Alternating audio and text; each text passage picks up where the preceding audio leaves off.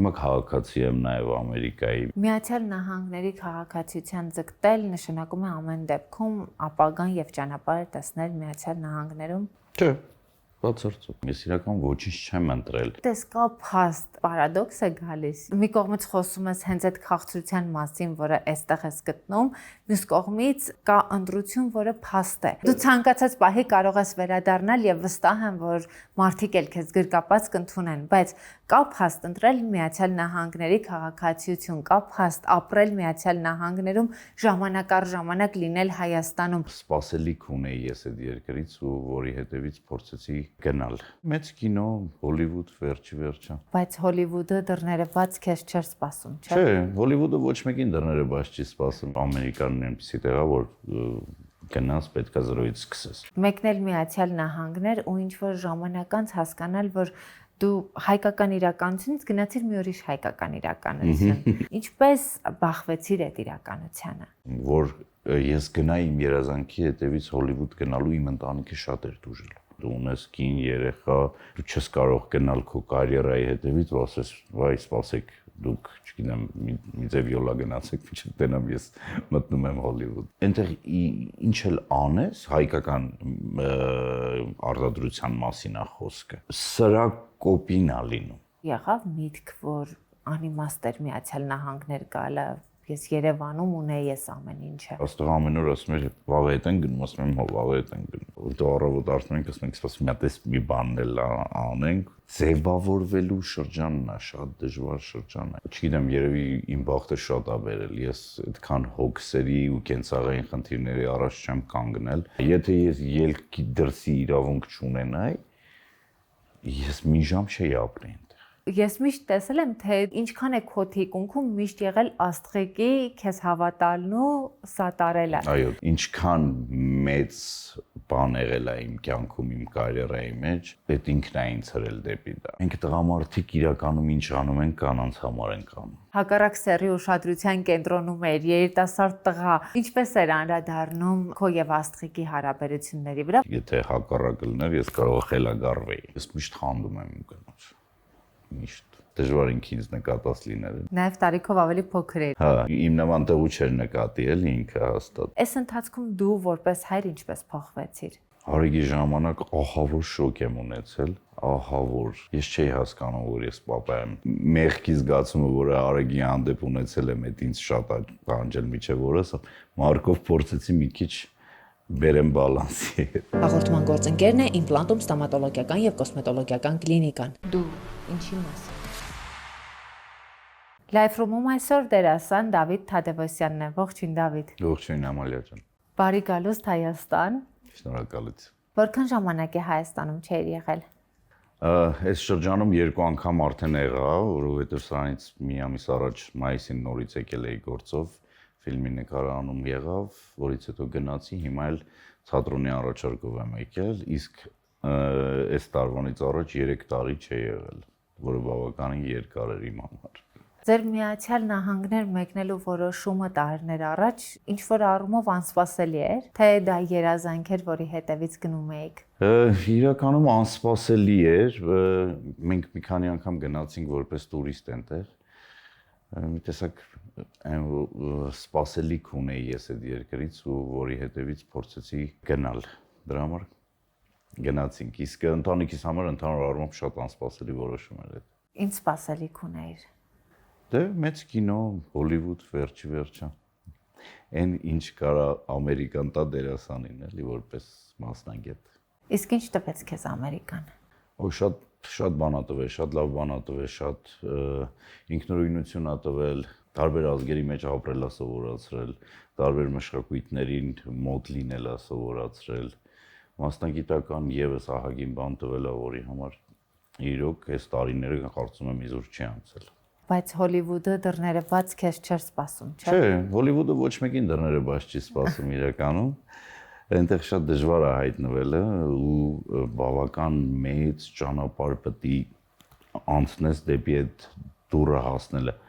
ոչ թե մասնագիտական ճանապարհ, այլ ուղղակի պետք է Ամերիկայի հայերը, այսպես են ասում, ժամ պետքա դնես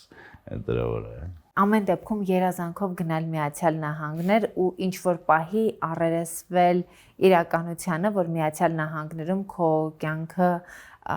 դառնում է աշխատանք, ընտանիքի հոգսը կարողանալ հոգալ, այդ իրականությանը ինչպես առերեսվեցիր։ Իրականում ես փառք Աստծո փորձել եմ միշտ մնալ իմ մասնագիտության մեջ ու այնպես չի եղել, որ չգիտեմ, երևի իմ բախտը շատ ա բերել, ես այդքան հոգսերի ու կենցաղային խնդիրների առաջ չեմ կանգնել ու այդ տեսակ բարդություններ իմ մոտ փառք Աստծո չի եղել։ Բայց կյանքը զրոյից սկսել Միացյալ Նահանգներում, գնալ այնտեղ որոշակի երազանքներով, ինչպես դա քեզ տրվեց։ Զրոյից սկսելու հետ համաձայն եմ, այնտեղ ով էլ ուզում ես եղել, Ամերիկանն այնպեսի տեղ է, որ գնաս պետքա զրոյից սկսես։ Մենք էլ հայերս ամեն ինչ զրոյից սկսելու ձևը գիտենք, էլ։ Հեշտ չի եղել, շատ բարդ էլ չի եղել։ Իրականում դժվար է տնիցդ, հողիցդ կտրված օտար մշակույթում, օտար երկրում փորձել ընտանիքդ ձևավորել, իրանց ապահովել կենցաղով, երեխա դաստիարակել հեշտ չի, բայց իրագործելի է ու փառք Աստծո այնտեղ մենք շատ մեծ համայնք ունենք հայկական, որը որ այդ նեղ ընկած ժամանակը քեզ հիշեցնում է, որ դու մենակ չես, որ մենք հայ ենք ու մենք բոլորս միասին ենք։ Մեր գործընկերներից շատերը նույն երազանքներով գնում են Միացյալ Նահանգներ, բայց ստիպված են լինում տարբեր աշխատանքներ անելու, ինչու, որովհետև այնտեղ ամեն դեպքում բավականին շատ ծախսեր կան։ Դու նշեցիր ժամ դնել արտահայտությունը Ամերիկա հայերի լեքսիկոնում, որը իրականում հենց այն փաստն է, որ քո ամեն ժամը աշխատանք է եւ հենց այդ ամեն ժամի ներդրումն է, որ ամսվա վերջում քո վճարները, ամեն ինչը պիտի կարողանաս հոգալ։ Ինչպես քեզ տրվեց Ամերիկայում կյանքը առանց կողմնակի աշխատանքի ու ինչպես կարողացար զրոյից ամեն դեպքում ընտանիքի հոգսը նաև քեզ վրա է, չէ՞, ընտանիքի հայրը դու ես, ինչպես կարողացար զրոյից ստեղծել ամեն բան Միացյալ Նահանգներում։ Ես այնտեղ շատ լավ ընկերներ ունեմ, որոնք ինձ այդ սկզբնական շրջանում շատ են օգնել ու իմ բախտը բերեց երևի, որ հենց գնացածս տարին սկսեցի նկարահանվել արդեն։ Իմ մասնագիտությամբ ես կարողացա ապահովել իմ կենցաղը։ Դրանից հետո ներկայացումներ փորձեցինք անել, այսինքն ամեն ինչ փորձեցինք անել, որ մնամ իմ մասնագիտության մեջ ու այսպես ասած իմ գլուխը պահեմ իմ մասնագիտությամբ։ Ճիշտ է, այն ժամանակ, երբ որ բաց կար մասնագիտական, այսինքն գործ չկա կոնկրետ այն, որ չկա հիմա դե ինչ անենք։ Ընկերներ ունեմ, որոնք ինձ շատ են օգնել ու որոնց շնորհակալ եմ իջև այսօր։ Ինչպես է դրսևորվել այդ օգնությունը։ Ընկերս տուն ա ունեցել, որը տվել է ես ապրել եմ այնտեղ, այսինքն ես տան վճարման այդ վարձակալության այդ հոգսերից մի որոշ շրջան ազատվել եմ, այսինքն իջև ես ոտքի կանգնեմ, ահագին օգնել են։ Դավիթ, իսկ մեկնել Միացյալ Նահանգներ ու ինչ որ ժամանակ անց հասկանալ, որ դու հայկական իրականությունից գնացիր մի ուրիշ հայկական իրականություն։ Այսինքն ըստ էության Միացյալ Նահանգները ոչ թե Հոլիվուդն էր, այլ նույն աշխատանքը, ես չգիտեմ մի քիչ ավել կամ մի քիչ պակաս է, թե չէ դա դու ինքդ ավելի ճիշտ կկարողանաս գնահատել, բայց ամեն դեպքում դա Հոլիվուդը չէր։ Ինչպես բախվեցիր այդ իրականությանը։ Երբ որ ես գնում էի, ես կարծում էի, որ կարողանամ գնալ այնտեղ, իրականում կարողացա, գնացի այնտեղ, առաջարկներ եղավ, փոքրիկ դերեր ունեցա, ռեկլամներ ունեցա ահագին, որոնք որ ամերիկյան էին ու հոլիվուդյան էին, այսպես ասած, բայց այն ժամանակը, որը դու դրա վրա պետքա վատնես, իրականում դա քեզանից կարող ամիսներ խլիկ այդ քաստինգներին մասնակցել, այդ քաստինգների հերթին ուղղակի դիմանալը, որովհետև դա աննկարագրելի թիվ է, այսինքն կարող է մի դերի համար 6 միլիոն մարդ մասնակցի, այսինքն դու փորձես այդ 6 միլիոնին, չգիտեմ, երևի գնաս կհասնես, գուցե չհասնես, բայց որ դու հասկանում ես սա խելացի չի էլի, որովհետև դու ունես պարտականություններ, դու ունես կին, երեխա, այն ժամանակ միայն արեգս էր, Այսինքն դու չես կարող գնալ քո կարիերայի հետևից ու ասես, վայ, սպասեք, դուք, չգիտեմ, մի ձև յոլա գնացեք, մինչև տենամ ես մտնում եմ Հոլիվուդ ես։ Այդտեղ հիասթափություն կար։ Չէ, հիասթափություն չկա, իրականում ոչ մի տեսակի հիասթափություն չկա, ուղղակի իրականությանը նայում ես իրերը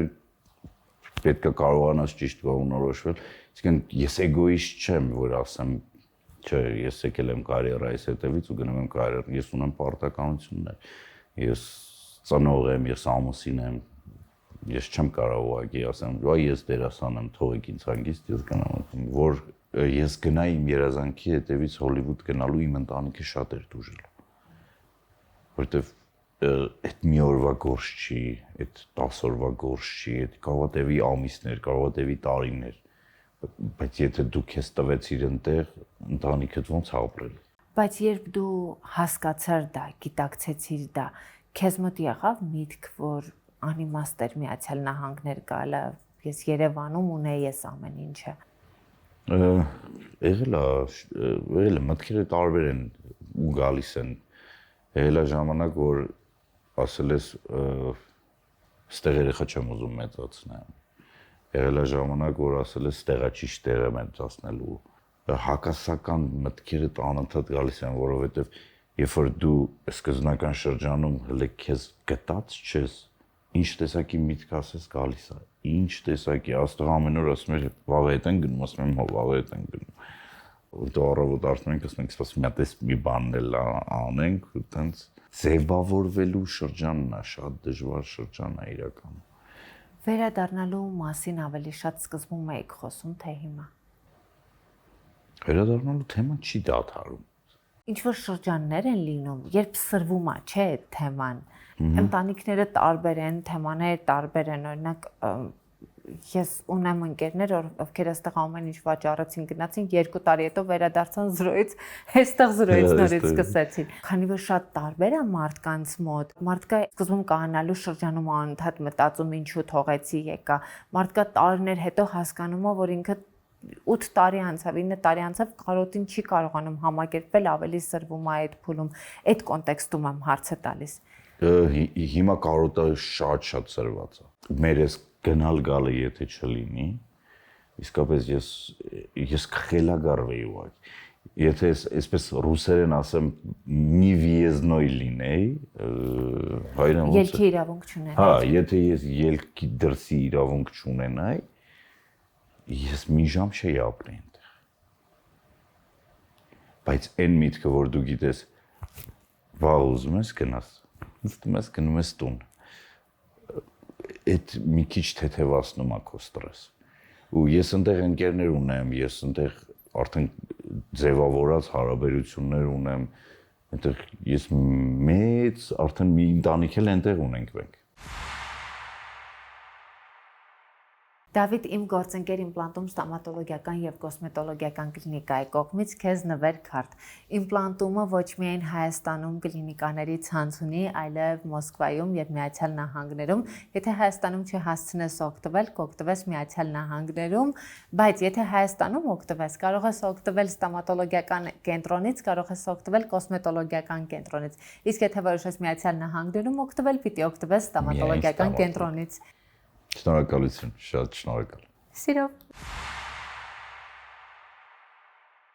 Էսթետիկ միջամտությունների ոլորտում անդադար տենդենսները փոխվում են, որովհետև սա մեզ զուգահեռ զարգացող բժշկության ճյուղ է։ Իմպլանտում էսթետիկ բժշկության կենտրոնի հիմնադիր Ելենա Ադամյանը շատ հաճախ է վերապատրաստվում արտերկրում եւ մեզ կպատմի ժամանակակից տենդենսների մասին։ Ողջույն Ելենա։ Ողջույն։ Երևի թե այն, ինչ էսթետիկ միջամտությունների ոլորտում արդի էր 3 տարի առաջ, այսօր արդեն հին է համարվում։ Ինչ փոփոխություններ ունենք այս ոլորտում։ Այո, Ամալիա ջան, եթե ուշադիր լինենք 2024 թվին եւ 2026 թիվը լրիվ այլ պատկեր է, եթե 2 տարի առաջ մարդիկ ձգտում էին ավելի արհեստական դիմագծերին, այսօր ի ուրախություն ինձ բոլորը ձգտում են ավելի բնական տեսք ունենալու, մաշկի առողջությանը, ցանկացած պրոցեդուրայի մեջ ընդգծված է բնական լինելը։ Եթե 2 տարի առաջ բոլորը ձգտում էին վերցնենք բոտուլինոթերապիայի մեջ անշարժ միմիկաները, սառը հայացքը, այսօր արդեն մարդիկ իրենք են ասում, որ այնպես լինի, որ բնական միմիկական շարժումները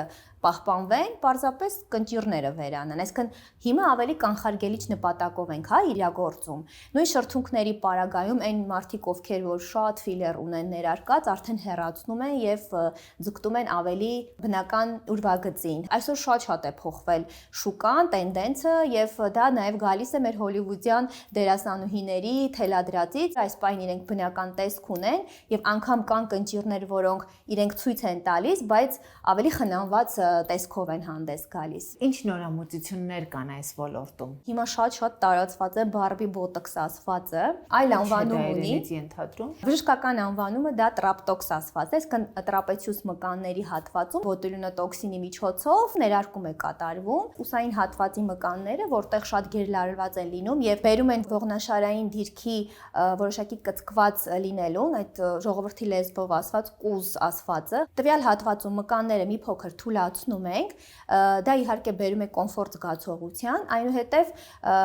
պրոցեդուրան կատարելիս հասկացել են, որ դա նաև ուղղում է ողնաշարը եւ ավելի գեղեցիկ է դարձնում եւ ավելի նմանեցրել են Barbie այդ լանջաբացվածքին եւ ուսային հատվածին, դրա համար գալիս է անունը այդտեղից, հա, Barbie Botox։ Մի կարևոր հստակեցում ողնաշարից որևէ ներարկում չի արվում, չէ՞, պարզապես արդյունքը ողնաշարի ուղղվածությունն է լինում։ Միանշանակ այո,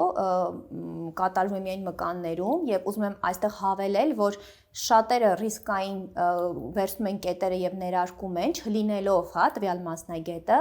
բայց ինչպես գիտեք, մենք հավատարիմ ենք մեր սկզբունքին եւ մեզ համար շատ կարեւոր է նաեւ բուժառուի առողջությունը։ Նման պրոցեդուրաները մեր կլինիկայում կատարում է մեր նյարդաբանը։ Մենք շատ կարեւորում ենք, որ ամեն պրոցեդուրան պետք է կատարի իր մասնագետը եւ ես լինելով հիմնադիր տնօրենը, ունենալով երկու բարձրագույն կրթություն, ինքս ինձ թույլ չեմ տալիս մտնել այնպիսի մասնագիտական դաշտ, որը իմը չէ։ Ես հարգում եմ իմ գոլեգային եւ թույլ եմ տալիս, որպեսզի ինքը աշխատի տվյալ ոլորտում։ Եվ քանի որ ավելի տարածված է, որ էսթետիկ բժշկական կենտրոնները միայն զբաղվում են գեղեցկությամբ եւ երիտասարդությամբ, ես ուզում եմ հավելել, որ մեզ համար հատկապես շատ կարեւոր է առողջ լինելը, քանի որ էսթետիկ գեղեցկությունը առաջին հերթին սկսվում է առողջ օրգանիզմից։ Հետևաբար մենք ներառել ենք այնպիսի մասնագետների, ովքեր հենց զբաղվում են ներսի առողջությամբ, որն էլ արտացոլվում է իհարկե արտաքինով։ Ելենա, ստացվում է, որ մենք մի ամբողջ մանկություն անցանք մեջքդ ուղիղ արտահայտությամբ եւ հիմա դա կարելի է շտկել ուղակի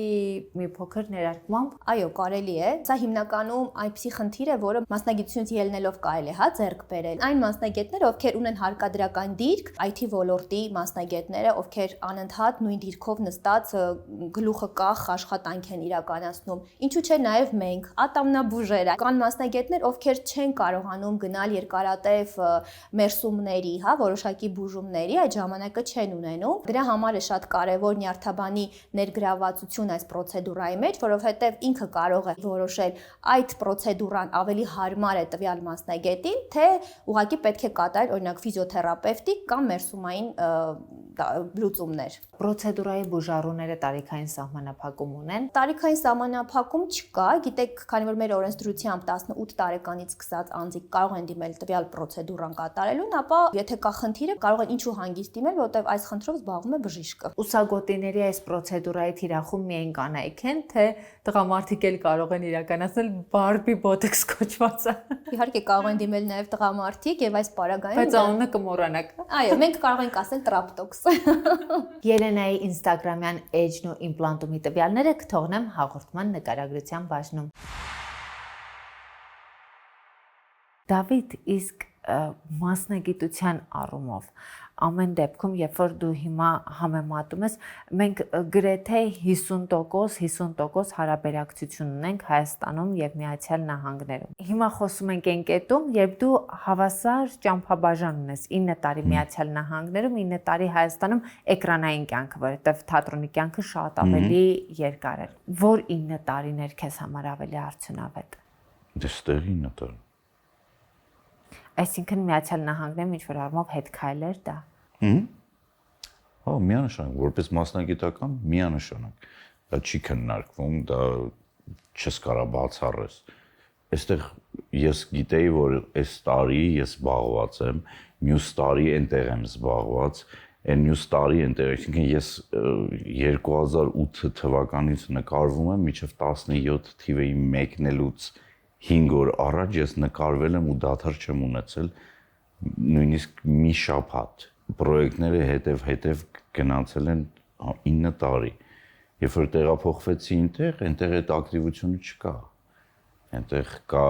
մի հատ պրոյեկտ ու ստոպա, հետո փորձում ես դու այդ քաղցը լրացնես, փորձում ես դու նախաձեռնես ինչ-որ բան։ Մենք փորձեցինք ներկայացում անել, արեցինք Փառք Աստծո լավ եղավ, հետո մի հատ էլ արեցինք Արմեն Համբարձումյանի հետ, երբ որ Արմեն Համբարձումյանը այնտեղ էր, Mea Culpa-ի, Խաթաբալադայի եւ մյուսների հայտնի պրոդյուսերը, մենք միասին փորձեցինք ներկայացում անել, էլի Փառք Աստծո ստացվեց, հետո փորձեցինք Բենի հետ Ավետիսյան պրոյեկտներ նկարել, մենք 4 հատ թե 5 հատ մինի սերիալներ արեցինք 16 մասանի, որպես արդեն պրոդյուսեր ես եւ Բենը եւ ռեժիսոր ես, փորձում էինք նմանացնել մեր ստեղի կյանքին։ Ինքը տարբերությունը միանշանակ կա։ Դու որպես ռեժիսոր ներկայանալու փորձ այստեղ էլ ունեիր, բայց ամեն դեպքում երբ մարդու առաջնային մասնագիտությունը դերասան լինելն է եւ ինքը իր մասնագիտության մեջ ներկայանալու համար սկսում է մտնել այդ պրոդյուսերական վազքի հոգսերի մեջ, որը շատ հաճախ դերասաններին ընդհանրապես հոգեհարազատ չի լինում։ Ինձ բացարձակ հոգեհարազատ չի, շատ ճիշտ է, դա շատ լավ մասնագիտություն է, շատ բարդ մասնագիտություն։ Ուրիշ մարդկանց համար։ Իսկապես շատ պատասխանատու ու բարդ մասնագիտություն է, բայց ոչ դերասանի համար։ Այսինքն ես եւ Բենը, որ Բենն է ինձ ոնց որ ասել արի անենք ու արել ենք, ստացվել է, շատ լավ է ստացվել, բայց ես ինքս կյանքում չէի նախաձեռնի, եթե Բենը, որ ասում է ինձ չհորդորեր։ Բայց դա մերը չի, ոչ իմն է, ոչ էլ Բենինն է իրականում։ Եվ որտեղ Բենն էլ ինքը դերասան տղա է, ես դերասան տղա եմ, այսինքն դա մերը չի։ Պրոդյուսերի աշխատանքը շատ բարդ աշխատանք է եւ շատ նյարդային աշխատանք է։ Երբ այդ նյարդը ավելանում է, դու որպես դերասան չես սկսում տուժել։ Մենք համ դա ենք անում, համ ռեժիսորի գործն ենք անում, համ էլ նկարվում ենք։ Այսինքն sense այն որ ասում եմ ինչ կա վերցրել ենք մեր վրա ու sense փորձում ենք անել, որովհետեւ իսկապես դրա կարիքը կա ու իսկապես այն որ ուզում ես դու, որովհետեւ դու մասնագետ ես, դու ուզում ես մի բան անել։ Իսկ անող չկա։ Կամ ինչ որ անում են, կամ չես ուզում այդտեղ մասնակցես, կամ ուզում ես քեզ չեն կանչում։ Մի խոսքով չկա։ Բայց ուզում ես, չէ, որպես մասնագետ գործ անես։ Ամեն դեպքում այն ուշադրությունը, որ դու այստեղ ունեիր, ենթադրում եմ, որ համեմատելի չէ, որովհետև այստեղ մի շրջան կար, երբ դու շատ մեծ ուշադրության կենտրոնում էիր։ Հա, իրականում հա, Ամերիկայում մեր հայերի շրջանակում մենք շատ լավ համայնք ունենք, որի էլի ուշադրությունը ստանում ես որպես դերասան, բայց ընթացքում երբ որ դու չես երևում, դու գործ չես անում, հա ինչ, հա վայ, հա, ընտիրա, բայց դու չես անում, դու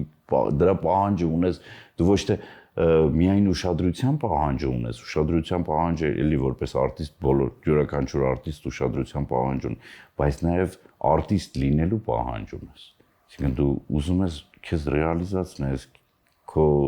մասնագիտությունը օգտագործես, դրանով չէ որ ապրում ես, այսինքն ես ինքս անձամբ ես շատ կապված եմ իմ մասնագիտության հետ, շատ եմ սիրում իմ մասնագիտությունը։ Դժվար է, միանշանակ դժվար է։ Դժվար է կտրվել քո հողից, գնալ ուրիշտեղ փորձել արմատ գցել, թե ծիլ կտա, թե չի տա, թե ոնց պիտի լինի այդ։ Իսկ դու երբ որ դու ստեղ աճած ես, ստեղ արմատներդ խորն է, ու ստեղ դու արդեն կոպիտ ասած բերքատ ու ծառ ես, դու քեզ փոկում ես, տանում ես, դնում ես մի հատ անհայտ հողի մեջ, չգիտես այդտեղ այդ հողը բերի կլինի, թե ոնց կլինի։ Այնտեղ ինչ էլ անես, հայկական արտադրության մասին է խոսքը, ինքը սրա կոպին է լինում։ Այնտեղ ոնց որ այստեղ երկրի համար ես աշխատում, այնտեղ համայնքի համար ես աշխատում։ Դրանք տարբերությունը միանշանակ տալու է։ Իսկ դա մասնագիտական ճգնաժամերի բերում է մարդուն։ Միշտ ու ես համոզված եմ յուրաքանչյուր մասնագետ։ Ես խոսում եմ դերասանների մասին, չեմ խոսում երգչի մասին, նկարչի մասին, չէ, իրանք շատ ինդիվիդուալ արվեստի ճյուղերից չեմ խոսում։ Այն մարդը, ով որ կախվածություն ունի մյուս մասնագետներից, այսինքն դերասանը։ Իրանց համար հաստատ ճգնաժամ, հաստատ։ Դու ինչպես հաղթահարեցիր դա։ Ես չեմ հաղթահարել, ո՞ց հաղթահարել։ Բացարձակ չեմ հաղթահարել։ Բայց նշեցի, որ ափսոսանք չունես, չէ։ Ափսոսանք չունեմ, էլի չունեմ, որովհետև ինչ որ մի բան կոմպենսացնում է այնի։ Իսկ դրա հակակշիռը քեզ համար որոնք են։ Ինչը կոմպենսացնում է քո այդ ճգնաժամը։ Այն ինչ որ ես ստեղծել եմ այնտեղ։ Այն ինչ որ ստեղծել եմ, իսկ ես այնտեղ շատ լավ ընկերական շրջապատ ունեմ այնտեղ։ Իմ երեխեք լավ միջավայրում են ապրում։ Դու հիմա ինչ որ առումով վերադարձել ես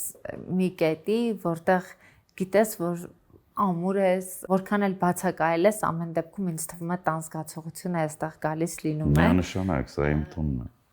Ամեն դեպքում դու հիմա վերադարձել ես քո կարոտի եւ ինչ որ առումով բաց թողած տարիների հետևից։ Չէ, չեմ կարող ասել բաց թողրանց տարիներ։ Ես գիտեմ, որ ես գնացել եմ դրան գիտակցաբար, ես գիտեմ, որ իմ կամքով ամեն ինչ եղել։ Ես ստիպված չեմ արել ոչ մի բան, որ ասեմ, վայ, ես ստիպված գնացի կամ ափսոսում եմ, որ հիմա ստիպված, չգիտեմ, ինչ որ մի բաներ, չէ։ Ես գիտակցաբար արել եմ այդ քայլերը։ Կարոտը միշտ կա, որովհետև չես կարա դու քո տունը չկարոտես, չես կարա քո ծնողին չկարոտես, չես կարա քո մանկությունը չկարոտես, չես կարա ինքդ քեզ չկարոտես, դա միշտ կա։ Բայց հիմա ամեն դեպքում փնտրում ես այնին ժամանակին թողել էիր այստեղ։ Չէ, չեմ փնտրում ոչինչ։ Իսկ ինչը քեզ հիմա բերեց այստեղ։ Առաջարկները։ Այս տարիների ընթացքում սրանք առաջին Չէ, առաջարկներն են։ եղել են առաջարկներ։ Հիմա ուղղակի ես կարող եմ դա ինձ թույլ տալ։ Հիմա քաղաքացի եմ նաև Ամերիկայի Միացյալ Նահանգների։ Հիմա կարող եմ 8 ամիս այստեղ մնալ, նկարահանվել կամ խաղալ թատրոնում։ Դա իմ այնտեղ կարգավիճակի հետ ոչ մի բան չի փոխի։ Իսկ այն ժամանակ, երբ որ ես գայի այստեղ, գուցե իմ կարգավիճակի հետ երկարաձգվեր քաղաքացիության ճանապարհին, ժամկետներ կա, որը պետք է չխախտես։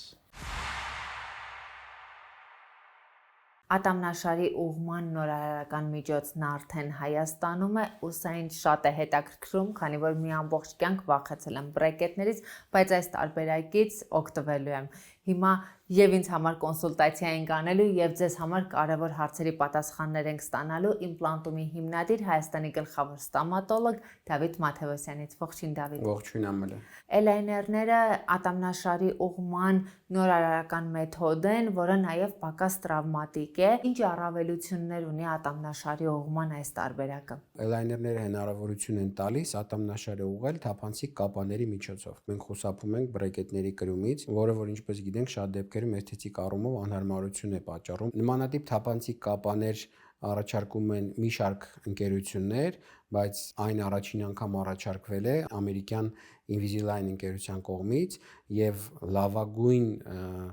հնարավորությունը եւ պլանները եւ արդյունքը հնարավոր է ստանալ Invisalign էլայներների միջոցով, որը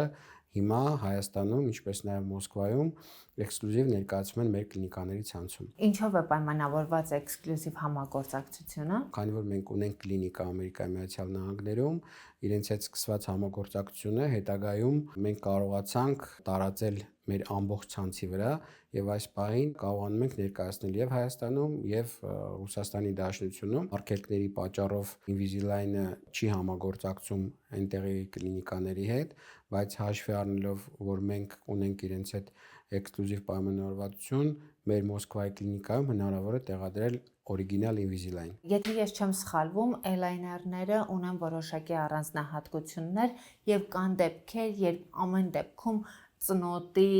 ուղղումը, ատամնաշարի ուղղումը հնարավոր է միայն բրեկետների միջոցով։ Ինչ փուլեր է անցնում պացիենտը հասկանալու, ինքը կարող է էլայներների միջոցով իրականացնել իր ատամների բուժումը, թե ոչ։ Այո, իրականում դա շատ կարևոր է, որովհետև ատամնաշարի ուղղումը թափանցիկ կապաներով հնարավոր է, բայց շատ կարևոր է, թե ինչպես է պլանավորվում այդ ուղղման process-ը։ Մի շարք ընկերություններ կան կամ դեպքեր կան, որ հենց իրենք կլինիկաներն են ուղղակի պատրաստում էլայներներ, որտեղ որ ճիշտ չի հաշվարկվում բուժման պլանը եւ որի արդյունքում որ ունենում ենք խնդիրներ։ Այ հենց այստեղ է կարևորությունը, որ օրինակ Invisalign ընկերությունը հաշվի առնելով իրենց երկար տարիների փորձը եւ իրենց բարձրակարգ մասնագետները, որոնց հետ մենք որ համագործակցում ենք մինչեւ բուժման պլանի կազմումը, կարելի է ասել բարդագույն դեպքերը հնարավորություն է տալիս ուղղել հենց Invisalign-ի կապաների էլայներների միջոցով։ Թափանցիկ կապաններով բուժումը շատ ավելի հարմարավետ է, նաև շատ ավելի թանկ է։ Էլայներներով բուժումը կարող է որոշ դեպքերում այո բրեկետներից թանկ լինել, բայց ինչ որտեղ նաև հնարավոր է դեպքեր կարող է լինել, երբ որ օրինակ փոքր կորեկցիաներ են, ընդհանուր արժեքը ավելի մատչելի լինի, քան բրեկետների դեպքում, քանի որ գինը ձևավորվում է թե քանի էլայներ կօգտագործվի այդ բուժման ընթացքում։ Այսինքն, եթե անկախ ամեն ինչից բրեկետի տեղադրման արժեքը ինքը նույնն է, այս դեպքում կախված դեպքից հնարավոր է, որ արժեքը լինի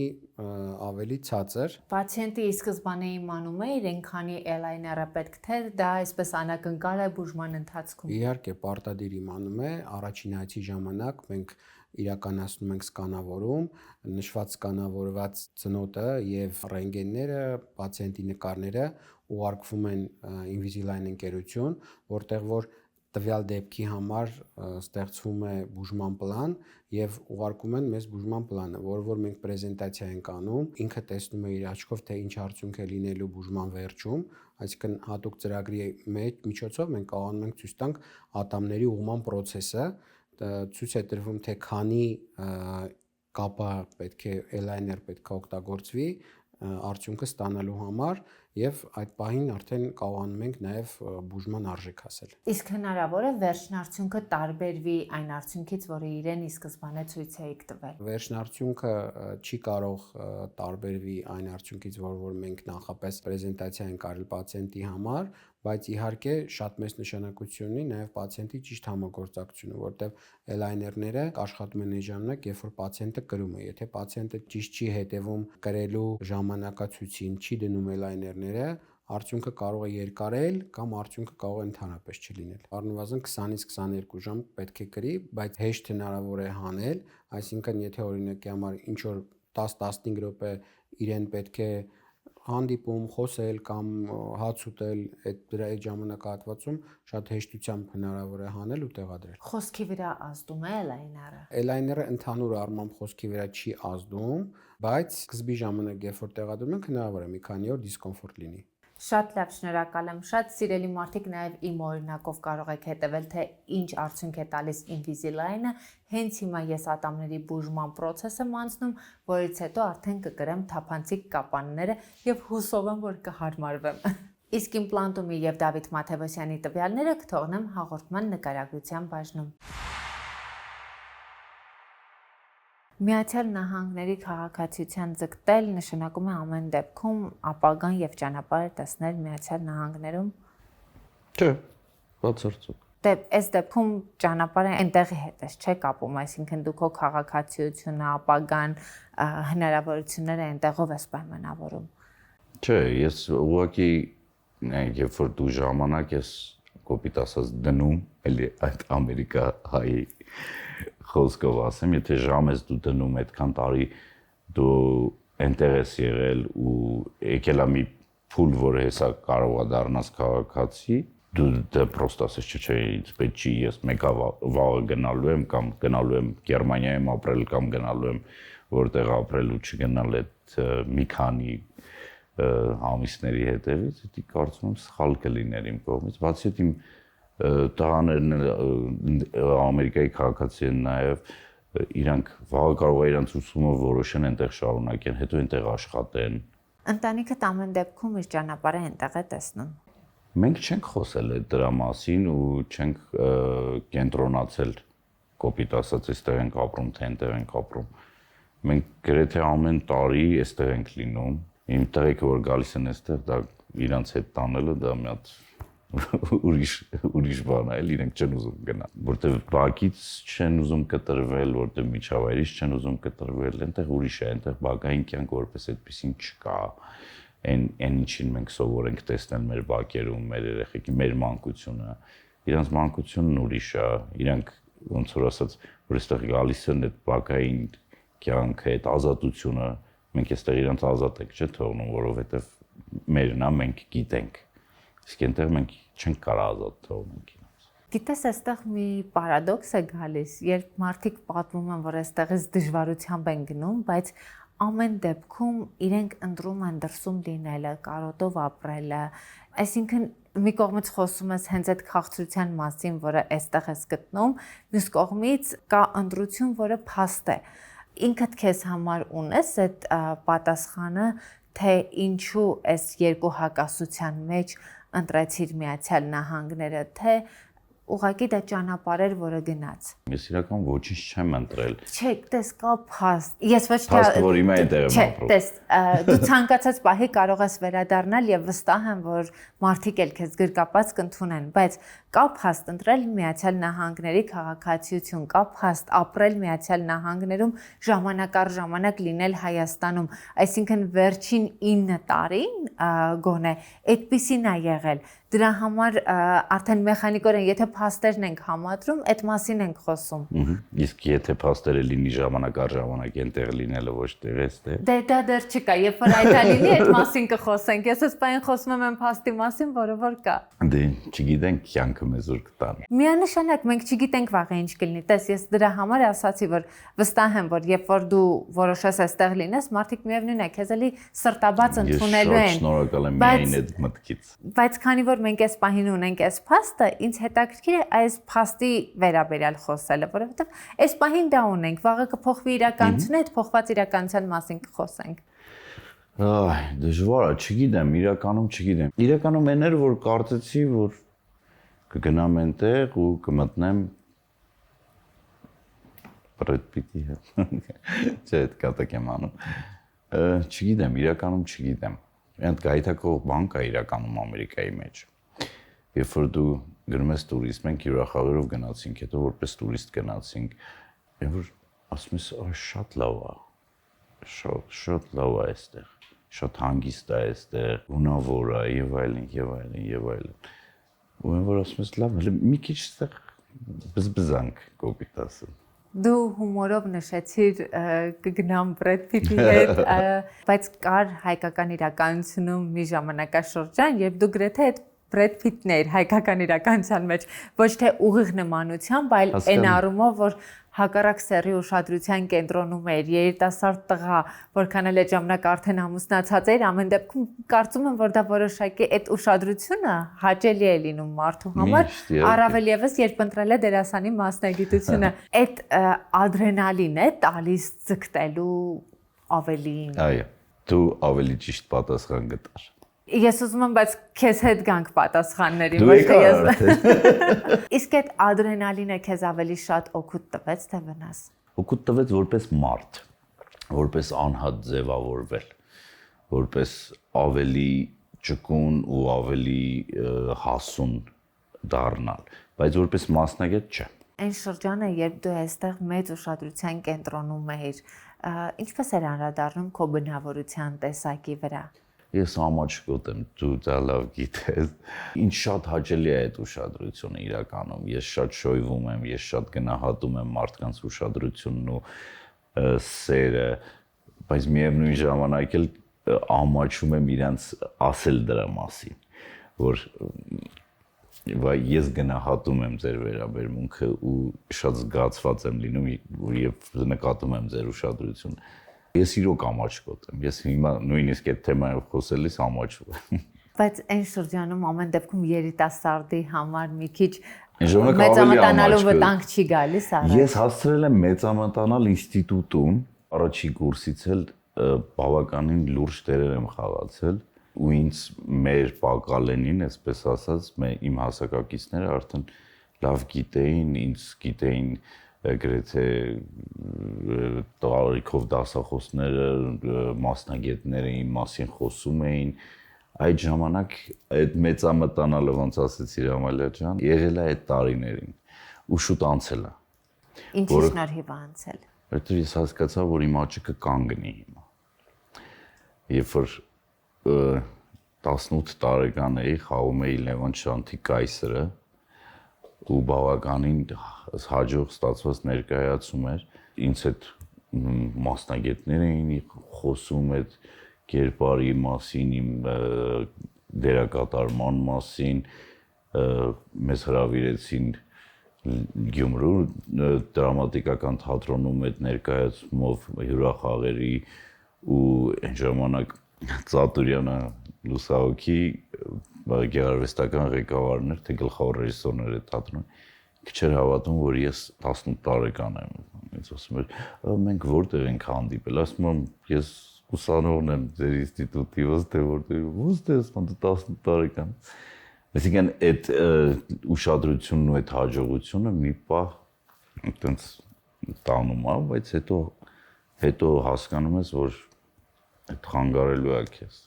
ու իսկապես խանգարում է։ Ու շատ կարճ տևեց, երևի մի քանի ամիս այտենց բան եկանք։ Դու հենց այդ տարիներին արդեն հանդիպեցիր նաև Աստղիկին ու ձևավորվեց ձեր սիրո պատմությունը, որը առ այսօր անկախ նրանից դու Հայաստանում ես, Ամերիկայում ես, քո կյանքում հազար ու մի բան կարող է փոխվել, բայց Աստղիկը միշտ քո կողքին է։ Հա, ու շնորհակալ եմ Աստծուն, որ այդպես։ Ինչպես այդ տարիներին ձևավորվեց ձեր հարաբերությունները։ Ես ուսանող տարիներից մեր կուրսի ղեկավարը Սաթենիկը Մաթևոսյան սկսեց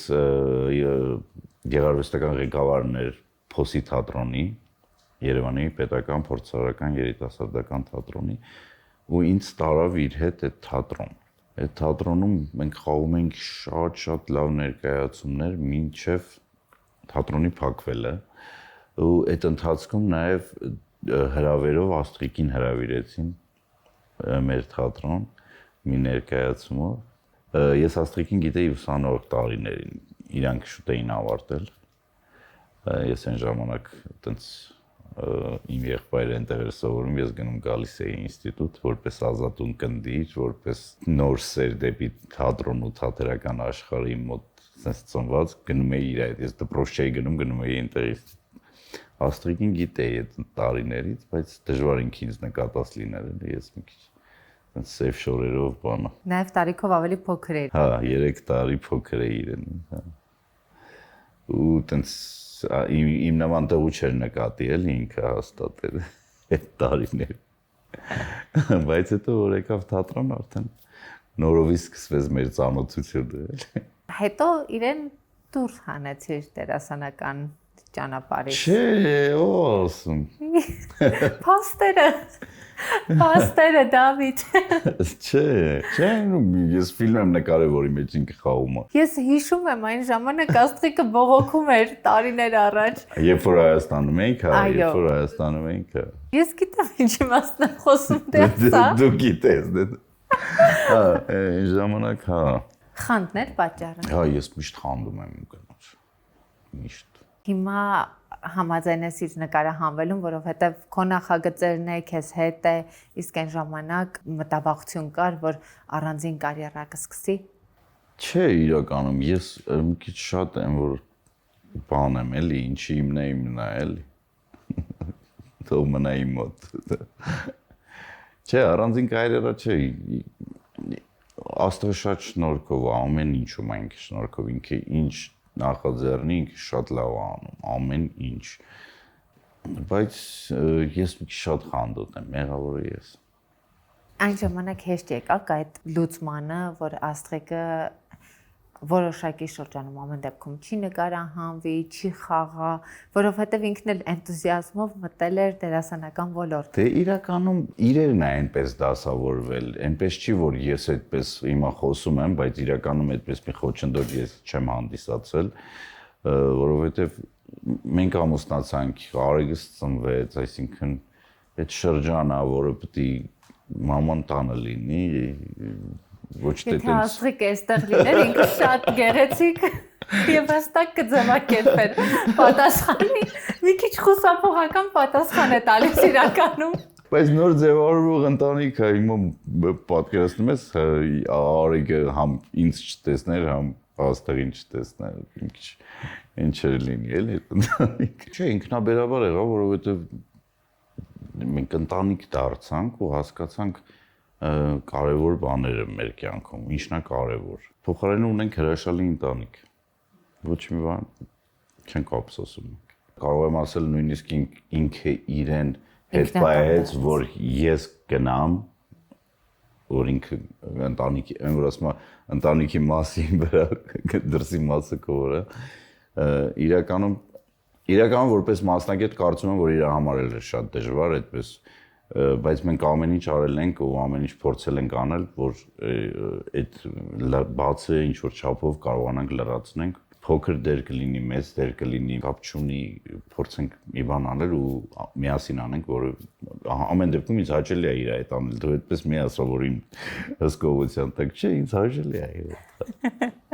Դավիթ, երբ դուք դեռ Հայաստանում էիք ապրում, ես այն ժամանակ տպագիր մամուլում էի աշխատում, քո եւ Աստղիկի հետ տարբեր հարցազրույցներ, տարբեր նախագծեր անելու առիթներ ենք ունեցել ու ես միշտ տեսել եմ, թե դուք անկախ ձեր որոշակի տարբերությունից նաեւ որքան իրար սատարող եք ու ինչքան է քո թիկունքում միշտ եղել Աստղիկի քեզ հավատալն ու սատարելը։ Դու մի շատ նուրբ բան ասացիր, Աստղիկը գերադասեց այդ պահին, որ ես գնամ, ու այստեղ ընտանիքում շատ կարևոր մի հատկանիշի մասն ենք խոսում, երբեմն մտածել նաև դիմացինի մասին, երբեմն նաև զոհողության գնալ հանուն դիմացինի, ու հենց այս նուրբ թելերով են, որ ամրանում են ընտանեկան հարաբերությունները, երբ ոչ թե ամեն մեկը վերմակը քաշում է իր կողմ, այլ մտածում է դիմացինի մասին։ Դու եւս ունես այս հատկանիշը Աստղիկի հանդեպ։ Այդ ճիշտ կլինի Աստղին հարցն է։ Դե հիմա Աստղը այստեղ չի, դու իր փոխարեն պատասխանիր։ Ես չգիտեմ, երևի ավելի ճիշտ Աստղը կասի, բայց ես Աստղի մասին կարող եմ ասել, որ ինչքան մեծ բան եղել է իմ կյանքում, իմ կարիերայի մեջ, այդ ինքն է ինձ հրել դեպի դա, որովհետև ես մի քիչ շատ դժվար եմ կարողանում ընտրություններ կատարել ու եթե ինքս կատարեմ, գուցե սխալը կատարեմ։ Եղել է շրջաններ, որ ինձ առաջարկվել է երկու բան։ Ու ես իրոք չեմ կողմնորոշվել, որը ընտրեմ ու Աստղը ինձ ճիշտ, շատ ճիշտ սլակացույց տվել ու ինչքան ցույց է տվել, սա ճիշտ է եղել։ Այսինքն գնացել եմ այն մի տեղը ու այն մի տեղը շատ հաջողություն ա ունեցել, այն մի տեղը տապալվել է։ Կոնկրետ։ Միշտ թիկունք է, միշտ իմ կողքին է ու միշտ ինձ սատարում է, որի համար ես շատ շնորհակալ եմ իրան ու Աստծուն, որովհետև չի եղել մի բան, որ այսինքն ես ինքնուրույն չեմ էլ որոշում, չեմ էլ սիրում որոշել, եթե դա ընդհանուր ընտանեկան հարց է, սիրում եմ, որ մենք միասին քննարկենք, սիրում եմ մենք այդ որոշմանը միասին գանք, բայց եթե նույնիսկ ինքը համաձայն չի այդ որոշման հետ, ես եմ համաձայն, ինքը միշտ գալիս է իմ հետ ու ինքը միշտ իմ թիկունքին է, ինչպես դու նշեցիր, որի համար ես իրոք շատ ուրախ ու շնորհակալ։ Իսկ այս ընթացքում հարաբերությունները ինչ տրանսֆորմացիա ապրեցին, որովհետև կյանքի իրավիճակներն էլ չէ, իրենց ազդեցություն ունենում են հարաբերությունների վրա։ Միայն դեպի լավը, միայն ուրիշ ոչ մի տրանսֆորմացիա չի ենթարկվել, որովհետև երբ որ մենք ամուսնացանք, մենք ինքնուրույն քայլեր շատ ենք արել, այսինքն ես որոշել եմ, որ մենք առանձին պետք է ապրենք, այսինքն ունենալով մենք հայրական տուն, մեծ տուն, որտեղ մենք ենք, բայց ես միշտ ուզել եմ, որ մենք առանձին մեր ընտանիքը կառուցենք, մեր տունը կառուցենք, մեր սպասք ինքներս գնենք, մեր այսպես դետալները մենք հավաքենք մեր ընտանիքի ու այդ միջև օրս է, մենք ուր էլ լինենք, ինչ էլ լինենք, մենք այդպես ենք, մենք ասեն շատ կպած ենք իրար։ Իմիջիալս դուք, եթե ես ճիշտ եմ հիշում, այստեղ ձեր տունը ստեղծեցիք, ամեն բան կառուցեցիք ու հենց շնչելու հնարավորություն կար, մեկնեցիք։ Այո, այդպես է, ճիշտ է։ Լավ փուլ էր իրականում, դա եւս մի փորձություն էր մեր ընտանիքի համար, որի մեջով էլի շատ պատվով ու շատ միասին ուժեղ անցանք ու փառք Աստծո ամեն ինչ լավ է, ոչ չեմ կարող բողոքել։ Այնտեղ արդեն ինչպես կարողացաք ստեղծել ու արդյոք կարողացել եք ստեղծել ձերը, թե դեռ այդ ամեն ինչը ստեղծելու ճանապարհին եք։ Չէ, Փառք Աստծո, արդեն բավականաչափ ստեղծած ունենք այնտեղ։ Չէ, կարողացանք այնտեղ էլ կարողացանք ու միասին ստեղծեցինք մեր անկյունը ու հիմա 2 երեխայի հետ 4 հոգանոց ընտանիքով ապրում։ Միասին ստեղծեցինք անկյունը, այսինքն այնտեղ տուն եք գնել։ Տուն ունենք այնտեղ, հա։ Այնտեղ տուն ունենալը որպես այդպիսի իրականում հիպոթեք կոչվածն է, համ պետությունը ունի աջակցություն, համ այսինքն տոկոսադրույքներն է այնտեղ փոխվել ահագին, հիպոթեկա ինքը 30 տարով, դու կապ չունի վարձով ես ապրում, թե քո տունն է համարվում, մեկը այդ ամսական վճարը միշտ կա էլի։ Ուրիշ բան, եթե քաշով 10 առնես, բայց չէ, այդքան էլ չենք աճ։ Միացյալ Նահանգներում ծնվեց նաև երկրորդ որդի։ Այո, Մարկոս։ Արեգը մեծ տղա է դարձել, ես հիշում եմ փոքր երեխա էր, վազվզում էր եւ հարցազրույցների ժամանակ երբեմն նույնիսկ աղմկում էր։ Երկրորդ տղա ծնվեց Միացյալ Նահանգներում, այս ընթացքում դու որպես հայր ինչպես փոխվեցիր։ Ես Արեգի ժամանակ կարծում եմ բաց թողում եմ ունեցել որպես հայր, որովհետեւ այն շրջանում այստեղ ծանրաբեռնված նկարանների մեջ էի Արեգս որ ծնվեց, այսինքն մի պրոյեկտից մի պրոյեկտ, այն ժամանակ սերիալ արտադրությունը նոր թափեր առնում ու 14 ժամ, 16 ժամ նկարանում էր, գրեթե չէի տեսնում Արեգին։ Այսինքն որպես հայր ես կարծում եմ Արեգիս առումով մեղավոր եմ այդ սկզբնական շրջանում, որովհետև իրոք բաց թողում եմ ունեցել իր հետ շփման, իր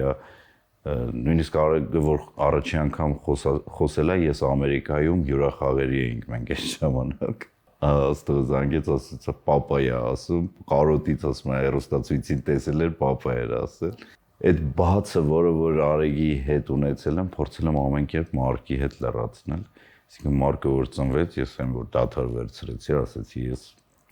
ընտանիքին պիտի լինեմ, պիտի տղայիս հետ լինեմ, այսինքն ամեն իր քայլի հետ փորձել եմ սկզբնական այդ տարիները, միջև այն որ խոսի, քայլի, բան ես տեսնեմ ու ներկա լինեմ։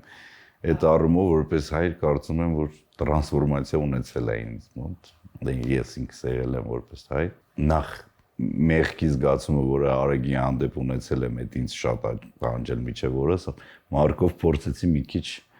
բերեմ բալանսի։ Արեգը արդեն մեծ տղա է, իր հետ երբեմն խոսում ես այդ բացի մասին, թե ինքը դա չի հիշում։ Չէ, ես խոսում եմ, ես եթե չի հիշում ինքը բնականաբար, բայց ես իրան ասում եմ։ Երբեմն լինում է, որ հիշում է եւ նույնիսկ երեսով են տալիս։ Չէ, չի հիշում իրականում, բայց ես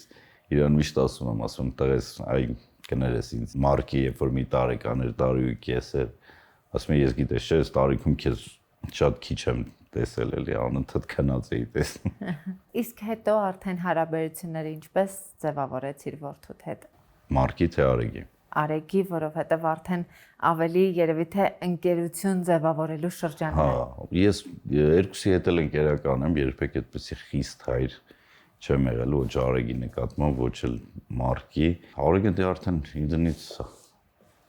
արդեն 10 սանտիմ էլ բոյով է։ Մենք իրար հետ խաղում ենք, սկսած PlayStation-ից վերջացրած դուրսը ֆուտբոլից, բաց խոսում ենք մենք միասին որպես ընկեր։ Ես շատ մոտ եմ թողում իրանց, որովհետև նախ մենք ապրում ենք օտար ազգերի մեջ։ Այդ շատ կարևոր է, երբ որ դու քո երեխեքի հետ կապ չունի տղա թե աղջիկ, լինես մաքսիմալ մտերիմ ու մաքսիմալ ընկերական դաշտում, որովհետև միայն այդ դեպքում կարա ինքը խնդիր ունենա դպրոցում կամ որևէ տեղ ու կկարողանա քեզ հետ կիսվել ու դու կկարողանաս ժամանակին այդ հարցին լուծում տաս, եթե լուծման կարիք ունի։ Հատկապես Միացյալ Նահանգներում ապրող մարդիկ հիմա երբեմն նույնիսկ վախով են խոսում ժամանակի մարտահրավերների մասին, Միացյալ Նահանգներում վտանգների մասին, որովհետև երեխաների միջավայրում սխալվելու հավանականությունը շատ է մեծացել։ Դու այդ մտավախությունները ունես, թե վստահ ես քո դաստիարակության վրա եւ ամեն դեպքում կարծում ես, որ ընտանիքում է դրվում երեխայի հիմքը։ Ինչքան էլ ընտանիքում դրվի հիմքը, Ամերիկան մեծ է։ Տարբեր ազգեր կա։ Երբ որ մենք խոսում ենք մեր երկրի մասին, Հայաստանի մասին, ու երբ որ ես իմ տանը իմ դաստիարակությունը դնում եմ, 99% իմ հարևանը նույն կերպ մտածում է, ինչպես նորմալ յուրաքանչյուր հայ ընտանիք, այսինքն ինքն էլ համեմատաբար մի քիչ ավել, մի քիչ պակաս նույն դաստիարակությունն է դնում ու իրանք նույն միջավայրն են դուրս գալի։ Այսինքն դու ավելի հանգիստ ես, երբ որ այստեղ այդ ընտանիքի դաստիարակությունը ավելի հանգիստ ես, երբ որ այստեղ լինի, բայց այնտեղ քո ընտանիքի դաստիարակությունը բախվելու է Մեքսիկի ընտանիքի դաստիարակությանը, Սևականի, Ֆիլիպինցու, մյուսի, ու դու չգիտես թե քո ընտանեկան դաստիարակությունը ինչքան ուժեղ կլինի քո երեխու մոտ, որ ինքը չշեղվի այդ հարյուրավոր այլ ազգերի դաստիարակությանը։ Դրա համար այդ մտավախությունը կա, դրա համար այնտեղ բոլորը, հիմնականում բոլորը, հայերի մասին է խոսքս, փորձում են միշտ ավելի շատ հայեցի լինել, ավելի շատ հայ լինել, ավելի շատ ավանդապաշտ լինել, քանի որ այդ մտավախությունը կա, որ կարող է մի պահ երեխեդ զուլվի կամ մի պահ երեխեդ շեղվի կամ ուրիշ ճանապարհով գնա։ Ինձ թվում է յուրաքանչյուր դրսում ապրող հայ փորձում է ավելի շատ ադատավոր լինել, քան այստեղ լինելով, այսինքն ես ինքս իմ վրա ես ավելի քիչ խստապահանջ կլինեի շատ ադատների հետ կապված այստեղ իմ երեխային դաստիարակելիս, քան այնտեղ։ Իսկ այնտեղ ռեալ խնդիրների բախվել ես, թե այդեն մտածողությունն է, որ մեզ անդադ մատուցում են, որ վտանգավոր է։ Ռեալ խնդրի փառքաստու չենք բախվել, բայց լսում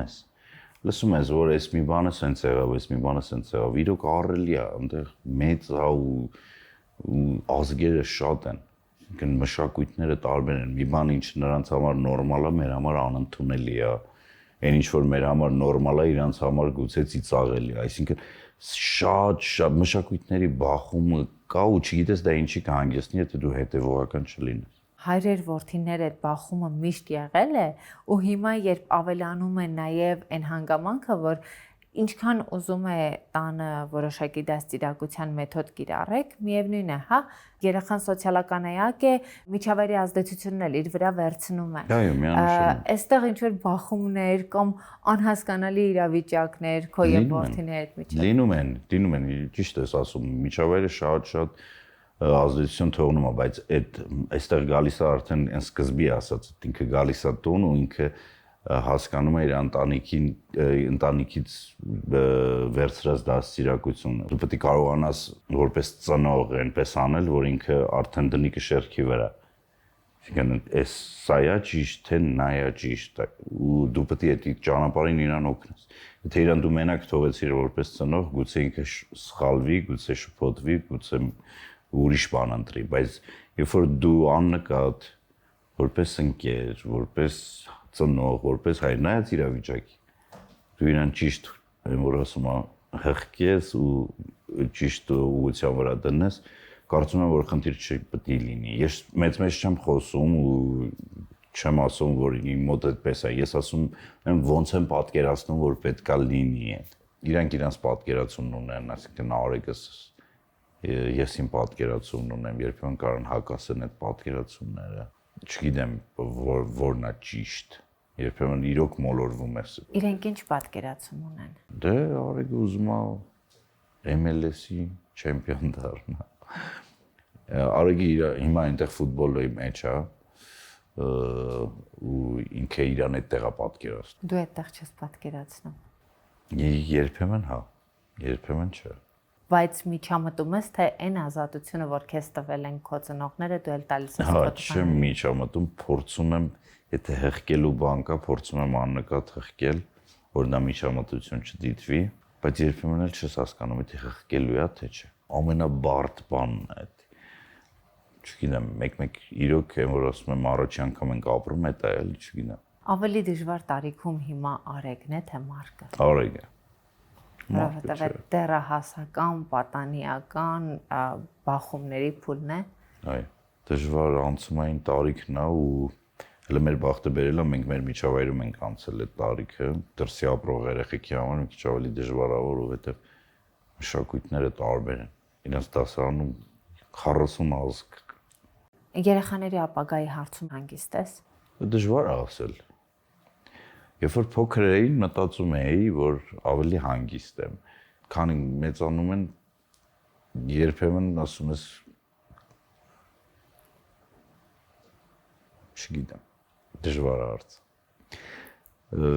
Շատ դժվար հարց է, իրականում շատ դժվար հարց է։ Իսկ դու եւ Աստղիկը միակարծիք եք երեխաների դասերակցության հարցում, թե Հիմնականում այո։ Երբեմն երբ որ ես մի քիչ կարող եմ չափը անցնեմ, խստության մեջ այդքան է խստության չէ, այլ բաներ կա, ես կարող եմ շատ նուրբ բաների կամ չնչին բաների վրա, այսինքն փորձեմ խոսել, բացատրել, որոնք իրականում կարող է այդքան էլ էական չեն ու աննշան վաղը անցնող բաներ են։ Ինձ ասում եմ մի խորացի, բայց ես էլ չեմ կարող խորացել։ ես հիմա իհարկե վերջին 9 տարում ձեզ միասին չեմ տեսել, բայց մինչև այդ ինչքան շփվել ենք, ակնհայտ է եղել շատ մեծ սեր իրար հանդեպ ու ամեն դեպքում այդ սիրով ձևավորված ընտանիքները տարբերվում են, երևում է, որ զույգի միջև շատ մեծ սեր կա։ Ի սկզբանե ունեցած սերը հետո նույն ձև մնում է, թե հետո փոխակերպվում է։ Մարդիկ տարբեր կերպ են այդ ամեն ինչը բնութագրում եւ ամեն մեկը մի ճանապարհ է անցնում։ Այ ամուսնությունից երևի համարյա 20 տարի, 15 տարի, 16 տարի անց սերը նույնն է։ Սերը նույնն է։ Ախր այդ բան չի, էլի, վազա չի, որ բերեցիր դրեցիր տունը ու տենց մնաց այդ սեր կոչված։ Ինքը անընդհատ խնամք է պահանջվում, անընդհատ ուշադրություն է պահանջվում, բայց ինչքան էլ սիրես, ինչքան էլ սերը լինի ու դու անուշադրության մատնես այդ սիրուն, չեմ ասում, անձանց մասին չեմ խոսում։ Խոսում եմ այն սեր երևույթի մասին, ինքը հաստատ ճլորի բրծնի կգնա, ինքը ոնց որ ընկերությունը ինքը 24 ժամվա աշխատանք։ Դու չես կարող մեկ այդ ընկերություն անես ու տենց թողնես ինքնահոսի այդ ընկերությունը։ Թեկուզ տղա ընկերություն, թեկուզ աղջիկ ընկերություն հենց իր լավ ու սիրուն իմաստով։ Այսինքն նույնն էլ ընտանիքն է, նույնն էլ զույգն է, եթե դու այդ ամեն ինչը չխնամես, չփայփայես ու չուզենաս, որ դա միշտ լինի, ինքը կարող է մի ժամանակ հետո չլինի ուղղակի։ Երկկողմանի դա աշխատանք։ Իսկ այդ աշխատանքի մեջ դու զիջումներ շատ ես արել։ Երբեմն այո, երբեմն ոչ։ Դա փոխադարձ է, հենց դա է, դա ոչ մրցույթ է, ոչ կայանալու տեղ է։ Ես միշտ ընկերությունն ընտանիքը զուգահեռ եմ տանում, որովհետև իմ համար երկու կարևորագույն արժեքներից են մարդկանց համար, թե ընտանիքը, թե ընկերությունը, դա մրցակցության վայր չի, դա ինքնահաստատվելու վայր չի, այսինքն եթե դուք ընտրել եք միմյանց որպես ընկեր, որպես ընտանիք մարդուկին, ուրեմն դուք էլ մրցելու բան չունեք իրար հետ ու կայանալու բան չունեք, այսինքն ինչը լինի արդեն երկուսով պետք է կայանաք, ոչ թե մեկը մյուսի վրա կայանաք, այ ես շատ զիջեցի, դու քիչ զիջեցիր, դու ասենց չարեցիր, չէ՞։ Սխալներ մարդ ենք, սա կարանք սխալվել։ Սա կարանք ինչ-որ մի բան անենք, որը դիմացինի դուրը չկա, բայց խոսալ է պետք ու եզրեր է պետք գտնել, եթե ուզում ես պահես դա, եթե չէ, կորցնելը շատ հեշտ է, պահելն է դժվար։ Դավիթ, իսկ քո այդ հակառակ սեռի ուշադրության կենտրոնում գտնվելու շրջանը ինչպես էր լավ, ինչպես էր անդրադառնում քո եւ Աստղիկի հարաբերությունների վրա, որովհետեւ մի կողմից ինքը այն մարդն էր, որը քեզ առաջ էր մղում գնալու այդ դերերը խաղալու, մյուս կողմից գուցե կանացի որոշակի խանդ առաջանար։ Դե կառաջանա, բնականաբար կառաջանա ու նորմալ է, ես ինքսին վրա եմ պատկերացնում, եթե հակառակը լիներ, ես կարող խելագարվեի, բայց ինքը ավելի ուժեղ է ինձնից, էլի։ Չեմ կարծում չլինի, դա ինձ թվում է մեր մասնագիտության անբաժան մասնիկն է, դա ոնց անես, չես կարող նենց անել, որ չլինի դա։ Բայց հատուկ բարդություններ ունեցել եք այդ շրջանում, թե դու չես էլ զգացել, եթե նույնիսկ ինքը որոշակի ապրումներ ունեցել է, դու դա չես էլ զգացել։ Ինքը լավ կարողանում է թաքցնի ինձնից։ Ես շատ էմոցիոնալ եմ ու շատ կարող եմ նեղվեմ այդ ամեն ինչից, շատ ծանր կարամ տանեմ, բայց ես միշտ փորձում եմ ամեն դեպքում այնպիսի դերեր ընտրել, այնպիսի բաներ անել, որ մաքսիմում քիչ նեղացնեմ, բայց դա հիմա չես կարող միշտ էլի։ Ու ես շատ շնորհակալ եմ, որ ինքը միշտ էդի շատ էվրասմոտ հանուն ինձ լռում է։ Իսկ դու խաղընկերների հետ որոշակի սահման ունեիր, որ օրինակ լավ, սա նկարահանում է, նկարահանումից դուրս արդեն հատուկ շփում չեմ ձևավորի խաղընկերներս հետ, որպեսզի գոնե նկատելի լինի, որ սա ուղղակի խաղ է։ Հա, միանշանակ իհարկե։ Նկարահանումը վերջացավ, եթե ընկեր չի, ինչ բան չկա իր հետ շփվելու կամ հատուկ ինչ-որ բաներ անելու չկա։ Ում հետ որ սեր էիր խաղում, այդ խաղընկերների հետ քո ընկերները չէին։ Հիմնականում չէ, իմ ընկերները չեն եղել։ Հետաքրքիր է, իսկ որոշակի շփումներ ամեն դեպքում այդ ամեն ինչից հետո մնում է, որովհետև նաև որոշակի կյանք եք ապրում այդ խաղընկերների հետ, թեկուզ այդ 1 տարին, 2 տարին այն ժամանակ ավելի 2 տարի էր տևում, հա, պրոյեկտները։ Կարծես ինչ որ կյանքի մի էտապ ասոցացվի նաև այդ մարդկանց հետ։ Հետո որոշակի շփումներ մնում են, թեկուզ ընտանեկան, անպայման չի այս դեպքում արդեն հակառակ սեռի հետ, այդ մարդկանց հետ, թե պրոյեկտները ավարտվում են, ամեն մեկը գնում է իր ճանապարհով։ Մարդիկ կան, որոնց հետ շփվում ենք մինչև հիմա ընտանիքներով։ Օրինակ ովքեր։ Գայանեի հետ էլ ենք շփվում ընտանիքով, որ իմ կինն է խաղացել ոստիկանների մեջ։ Ասլամազյան։ Այո, Անժելա Սարգսյանի հետ էլ ենք շփվում։ Այնպես չի, որ ինքը միանշանակ է, էլի որ այտենց վերջացավ, դու քո ճանապարհով, ես իմ ճանապարհով։ Կան այդպիսիքներ, որ ավարտելուց հետո այս իմ ասացի մեջ կոնֆլիկտ չկա, բան չկա, ուղղակի։ Մարդիկ կարող են ուղղակի տարբեր հետաքրքրություններ ունենալ։ Մենք ավարտել ենք նկարահանումները, վերջ տեսություն, լավ, տեսնելուց էլի ջեր, բարև, բարդուս, այդքան բան։ Կան նաև հակառակ էլի, որոնց հետ մոտիկ ես, որովհետև միջև էտել ես մոտիկ եղել կամ նկարահանումների ընթացքում ես մոտիկացել ու հասկացել ես, որ իր հետ կարելի է ընկերություն անել հետագայում նկարահանումներից հետո էլ։ Դավիթ, ես չգիտեմ այս հաղորդումը կոնկրետ երբ կհրապարակենք, բայց նկարահանման պահին մենք արդեն ունենք այն լուրը, որ Արտաշես Ալեքսանյանը մեզ հետ չի, իրականում շատ անսպասելի ու ինձ համար համենայն դեպս անսպասելի ու շոկային նորություններ, դուք միասին էլի ճանապարհ եք անցել, շատ երկար ընտանիք եք խաղացել, ինչպես ընդունեցիր այդ լուրը ու ինչ հիշողություններ ունես իր հետ կապված։ Շատ ծանր եմ ընդունել իրականում, որովհետև մի քանի օր առաջ մենք խոսել ենք, ասեց եկար չհանդիպեցինք, սրանից առաջ որ ասեցի կարճ եկա, ասի հա մյուս գալուց անպայման կհանդիպենք։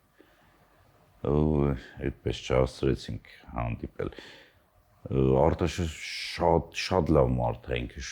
շատ լավ ընկեր է եղել, ավագ ընկեր է եղել ինձ։ Մենք հայր ու որդի ենք խաղացել, երևի մի 2.5 տարի մենք միասին այդ պապաջանը հայտնի, որ այն ժամանակ կար, հենց իրան էր վերաբերում այդ պապաջանը։ Բացի դա մենք Գարեգին Նժդեվում ենք միասին եղել, բացի դա էլ մենք կյանքում ենք իրար հետ շատ մոտիկ եղել։ Մենք ամենօրյա շփվող մարդիկ ենք եղել ու շատ ծանր ու շատ վատ բան է։ Նույնիսկ երբ Ռուդոլֆ Ղևոնդյան, Արան Դեղտրիկյան, ես իմ սերնդի դերասան ընկերներ շատ քիչ ունեմ։ Ունեմ Խորեն Լևոնյան եւ մի քանի հոգու էլ կարամ շեշտեմ, բայց այդ տարիքից ավելի շատ են իմ ընկերները եղել, ու որից մեկն էլ հենց Արտաշեսն Ալեքսանյան, որին չգիտեմ չեմ ուզում ու այնպես լավ է որ ես այս ժամանակ իրեն չեմ տեսել ու հիմա էլ այս լուրը ինձ sense ֆիզիկապես ոնց որ ես էլ ընդեղ լինեմ ինքը ստեղ իր համար նորմալ ապրելուց լինի։ Լուրը կարծես քեզ չհասնի իրականում։ Այդ սերնդի դերասաններին մեկը մյուսի հետևից կարծես կորցնենք ու ես այսօր մտածում եմ որ մենք կարծես արդեն սկսում ենք շոշափել սերունդ կորցնելը, որովհետև մի բան է, երբ ավակ սերնդից մի դերասան է մահանում, բայց երբ որ 1, 2, 3 դու զգում ես, որ հերթով գնում են, սկսում ես շոշափել, որ այդ սերնդին սկսում են կորցնել։ Ինչպես ես ընկալում այս իրականությունը։ Իրականում ես այդքան էլ համաձայն չեմ, որ իրանք ավակն էին, որովհետև իրանք նոր պետքա դառնային ավակ, երբ որ Գուժը Մանուկյան մահացավ, որի հետ մենք նույնպես այդ շրջանում շատ երկար աշխատել ենք, այն որ ասում էին դե ավակ սերունդ, այսինքն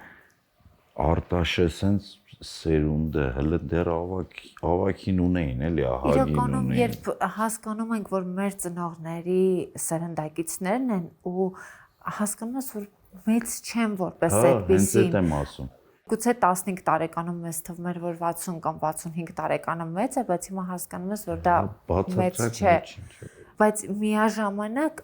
մեկը մյուսի հետևից, երբ որ այդ կորուստները լինում են, այդ ժամանակ սկսում է շոշափել, որ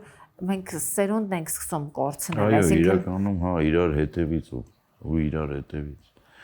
Հենց դա երբ որ օրինակ այս վերջերս Ամերիկայում բանը այս անուններից այնքան վատ եմ մի դերասան մեռավ 95 տարեկանում ասում էին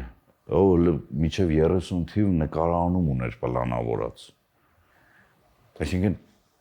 իրանց բարագայում կարելի ասել ավակ սերունդ էր մահացավ, բայց այս մարդիկ այնքան անելու բան էին, նույն Ռուդոլֆ Ղևոնդյան, նույն Արամ Տեխրիկյան, նույն իրականում շատ ծանր է ու ճիշտ ես ասում Ամալիա ջան, սերունդը իրոք իրար հետևից արդեն ժողովրդական խոսքը ասում է ցեցեն գելա։ Դավիթ, իսկ նմանատիպ կորուստները քեզ ստիպում են ավելի վերարժևորել քո հարաբերությունները, առհասարակ կյանքին սկսել մի քիչ ավելի զգոն եւ արժևորման տեսանկյունից նայել, թե դու փորձում ես քեզ շատ չծանրաբեռնել այն իրականությամբ, որը կարող է շատ բարդ լինել։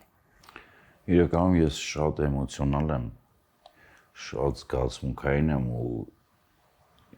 ես չեմ կարողանում ինձ կողքից էմոցիոնալ ես շատ ինձ եմ վերցնում ես ինչ կատարվում է իմ հարազատների իմի հետ ես շատ անձնական եմ այդ ընդունում ու հա վերանայում եմ իմ հետագան, իմ քայլերը, իմ ապրելակերպը, իմ հարաբերությունները, որովհետև ես չեմ կարա, ես իրոք եմ որ էմոցիոնալ եմ, զգացմունքային եմ շատ չգիտեմ ուրիշ կերպ չեմ կարողանում ես ու շատ ծանր այն վրա միշտ ծանր ազդեցություն է թողնում ես ամեն ինչ Հատուկ շնորհակալություն Beauty Fabric-ին Մենք չենք վաճառում նյութեր, մենք վաճառում ենք երջանկություն, որովհետև կանայք այստեղ լուծում են իրենց փոքրիկ խնդիրները, դրանք լինեն կոմպլեքս, թե լինի առավելություն, որ ուզում են ավելի ցայտուն դարձնել, դիմահարդարումը հենց այդպիսի մի զենք է, որով կարող ես առանց ասելու, առանց շեշտելու մտնել տարածք ու արդեն բավականին շատ բան ասած լինես քո մասին։ Երբ մենք սկսում ենք ռեալ հասկանալ, որ կյանքը շատ կարճ է, բոլորինս ու պետք է գնահատենք այն ամենակարևոր ու ամենաթանկ հարաբերությունները, որ մենք կյանքում ունենք, ինչ որ առումով սկսում ենք նաև ավելի արժևորել հենց մեր միջավայրի մարդկանց։ Ում ես ավելի շատ սկսում արժևորել կամ նմանատիպ իրավիճակներում երբեմն լինում է, չէ՞, որ սիրտդ սեղմվում է ու ինչ որ մեկին ուղակի զանգում ես, խոսելու մի անգամ ավելի ձայնը լսելու։ Հենց այդ է, հենց ճիշտ նշանակետին ես կպնում, հենց այդպես, երբ որ պահերա լինում, եթե մեր միջավայրի մասին է խոսքը, այն որ քո ընկերոջ հետ կարող է մի բան տարաձայնություն լինի ու դու այն որ նեղացկոտություն խաղաս ու մի տարի օրինակ չիմանաս ինքը, այսինքն իմանաս, բայց իրանից չիմանաս, իրա ձենը լսած չլինես, այն որ ասում ես լավ, հալ հերիքա սպասի, այդ հերիքան պետք է պրոստը չթողենք այդքան գնա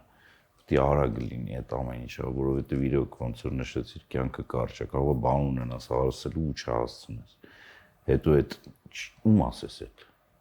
Լավ ում ասես։ Դու հիմա օրինակ ունես ինչ որ հարաբերություններ, որտեղ մտավախություն ունես, որ կարողա չհասցնես ինչ որ բան ասել, թե ամեն դեպքում կարողացել ես կյանքդ այնպես կազմակերպել, բնականաբար այս մտքերին միայն այսօր չենք գալիս, հա, ժամանակի հետ տարբեր փուլերում մտածում ենք այս մասին։ Կարողացել ես կյանքդ այնպես կազմակերպել, որ ամեն դեպքում այն մարդիկ, ովքեր քո սրտի մարդիկ են, քո սրտի խոսքի իմանան, թե կան մարդիկ, որոնց հետ կիսատ է։ Չէ։ Փորձում եմ ամեն ինչ անել, որ իմանան։ Այս ընթացքում ես շատ եմ սերտել մի բան, որ երբեք չէի անում այստեղ, այսինքն երբ որ դու ախորդ չես ասում, որ ես քեզ սիրում եմ, այսինքն մի քիչ որ դուրս չէր գալի այն ժամանակ, չգիտեմ, երիտասարդ էինք, ինչ-որ բան, պապայի չես ասում, որ ես քեզ սիրում եմ, այսինքն առավոտ արթնացար է, որ ես քեզ սիրում եմ, պապա ջան, չես ասում, այսինքն, բայց հիմա շատ եմ ասում ես, հիմա այն որ ով իմն է, ինչպես դու նշեցիր, ես անդադ ուզում եմ ասել դա,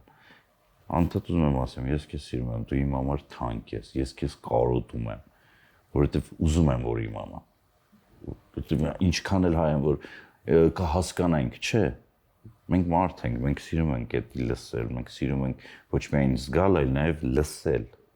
չէ՞ որ ամենազգայական կապերից մեկը ականջն է, չէ՞, շատ կարևոր է, էլի որ լսել, շատ կարևոր է ասել, համ դու ես քեզ լավ զգում, համ լսողն է լավ զգում քեզ։ Հեռավորության վրա կարոտը ինչպես ես կարողանում հաղթահարել, որովհետև քո ստեղծած ընտանիքը քո կողքին է, բայց այն ընտանիքը, որտեղ դու մեծացել ես, որը էլի իր դերն ու արժեք ունի քո կյանքում, Հայաստանում է, եթե չեմ սխալվում։ Դժվար, այդ որ ասում եմ, մենք տուն ենք գալիս, տունը ամեն ինչն է ստեղ իմ համար, այսինքն Աբովյան փողոցն է իմ տունը, Բաղրամյան փողոցն է, այսինքն բացի իմ անձնական տնից, որ ես գալիս եմ, որտեղ որ տանիքի իմը նա կադաստրով, այլ նաև այս ամեն ինչն է իմը, ես ամեն ինչն եմ կարոտում, մենակ հորն ու մորս չեմ կարոտում, մենակ գերեզմանները չի որ կարոտում, այսինքն փողոցը, մանկությունը, քո անցած ճանապարհը, ի վերջո ասում եմ ոնց որ ճակատագիրը ստեղ է գրվել, էլի, ասենք ուրիշ։ Ծնողներից բաժանումը քեզ ինչպես տրվեց։ Դժվար, իրականում դժվար է, բաժանումը բանակ գնալուց էր դժվար, այսինքն մենք տղամարդիկ մի քիչ այդ փուլերը ոնց որ անցնելու իմունիտետ են ձեռք բերել, այսինքն երբ որ մենք գնում ենք բանակ, տնից այդ որ ասում ենք, sense բերենք կենում ու գնում ենք, չէ՞, այդ կարոտը, այդ հեռավորությունը, այդ անհասանելի պահ կա, չէ՞, որ երբ որ դու ծառայության մեջ ես, չես կարող, ոյ, գնամ տուն մամայի մոտ գրկեմ կամ պապային տնամ կամ չի լինում։ Ու այդ իմ տեսակ ոնց որ կոփում է, ոնց որ իմունիտետ է ձեռք բերում։ Հետո որ արդեն դու քո ընտանիքն ես կազմում, էլի մենք ստեղ դու մեր տանը եղել ես, մենք էլի առանձնացանք, էլի այդ բաժանումը, բայց ծնողներս էին շատ ծանր տանում, դա հայկական, ավանդական մեր ընտանիքներում չես եմ եկատունը թողած ու գնա։ Դժվար է, իրականում դժվար է։ Ինձ ես պատկերացնում եմ, որ իմ տղեն որոշի, ասեն գնա ուրիշ տեղ ապրի, ես ծանր կտանեմ։ Բայց չեմ էլ փորձի կանգնեցնել, որովհետև ամեն դեպքում իր կյանքն է։ Իսկ քո հարաբերությունները քո ծնողների հետ ինչպիսին էին։ Այն ընկերությունը, որը դու փորձում ես ձևավորել քո որդիների հետ, դու քո ծնողների հետ ունեցել ես, թե ավագ սերնդի հարաբերությունները երեխաների հետ մի քիչ ուրիշ են եւ դու այդ ուրիշ դաստիարակության արդյունքն ես։ Ես չեմ ասի, որ իմ հանդեպ շատ խիստ են եղել, բայց շատ ընկերականներ չեն եղել, ոնց որ ես հիմա եմ, ամեն դեպքում այն ժամանակ ավելի շատ դիստանցիա կար, չէ՞։ Սովետական դիստանցիան կար, բայց ամեն դեպքում էլի շատ ազատ են թողել իմ ընտրություններում, շատ, այսինքն ոչ մի բանից չեմ պարտադրել իմ կյանքում ընտրելու։ Ընկերներ ունեմ, որոնք ասում են, չէ, դու պետքա գնաս իրավաբանական ու պետքա գնաս իրավաբանական, ասենք իր հայրը ասել, ու վերջ դա չի քննարկվել։ Բայց մեր տանը այդպես չի եղել, փառք Աստծո, ոչ մեկ չի ասել գնաս դառնաս էս։ Հիմա երբ վերադարձել ես ծնողներիդ հետ ես ապրում, թե ամեն դեպքում դու արդեն այնքան ես սովորել առանձին ապրելուն, որ քո առանձին կենցաղավարության կարիքն ունես։ Չէ, հիմա ծնողներիս հետ եմ, բայց առանձին կենցաղավարության կարիքը կա, որովհետև ամեն դեպքում արդեն մեծ ենք, էլի։ Սովորել ես արդեն այդ Չէ, բացի դա արդեն մեծ ենք, այսինքն չգիտեմ, համ դու չես ուզում իրանց նեղություն տես, որովհետև իրանք էլ իրանց առօրյան ունեն իրականում։ Որովհետև իրանք արդեն 70 տարեկան մարդիկ են, ուզում են քնեն, բայց դու այն որ չես ուզում քնես, օրինակի համար, այսինքն դու ուզում ես ինչ որ գործ անես, բայց լույսը խանգարում է։ Օրինակ, ասես պրիմիտիվ կենցաղային հարցեր եմ ասում, որ դու ուշ ես տուն գալի, բայց իրանք քեզ սպասում են։ Ինչքան էլ եկա մարդ ես, բայց սպասում են, որ պետք է գաս նոր քնեն, այ մարդ քնեք, որպեսզի նեղություն չտաս։ Իրականում նեղություն չտալու համար, երբ որ դու առանձին ապրես, իրանք ավելի հանգիստ կքնեն, քան երբ որ դու այնտեղ ես ապրում ու ժամը 3-ին ես ասենք տուն գալի ու իրանք նստած են, բայց իրանք ինձ պետք է քնած լինեն։ Դավիթ, իսկ դու մեծանալուց վախենում ես։ Իրականում չեմ ուզում մտածեմ դրա մասին։ Բայց երբեմն այսպես չես զգում, որ այս տարիները այնքան արագ անցան, թեկուզ նույն 2008-ից 26 գրեթե 20 տարի, 18 տարվա մասին ենք խոսում, երբ դու էկրաններին ես, բայց տպավորությունը, որ դա ընդամենը մի քանի տարի էր, այսինքն գիտակցությունը կա, որ դա 18 տարի էր, բայց անկալումը չկա, որ դա 18 տարի էր։ Ամերիկացիները մի հատ լավ խոսք ունեն, ասում են, այդ ընդամենը թիվը։ Ստեղ նույնն է։ Բայց դերասանների համար այդ թվերը հստակ արտահայտչամիջոցներ ունեն։ Այսինքն դու ժամանակին խաղում ես տղայի, հիմա խաղում ես պապայի։ Հենց այդ դերասանի հենց առավելությունը է դա։ Բայց դա նաև հուշող հանգամանք է, չէ՞, տարիքի ցուցիչ է ինչ-որ առումով դա։ Հա, դե իրականում այդպես է ու այն որ մենք ինստիտուտում սովորում էինք, ասենք օրինակի համար, այս մի դերը Ռոմեոն օրինակ sense 18 տարեկան է, բայց Օթելոն նայի արդեն բան, այսինքն այդ մեր մասնագիտության ջոխություններից մեկն էլ է դա, որ 18-ում էլ դու դեր ունես, 80-ում էլ դեր ունես։ Այսինքն դու քանի շնչում ես, դու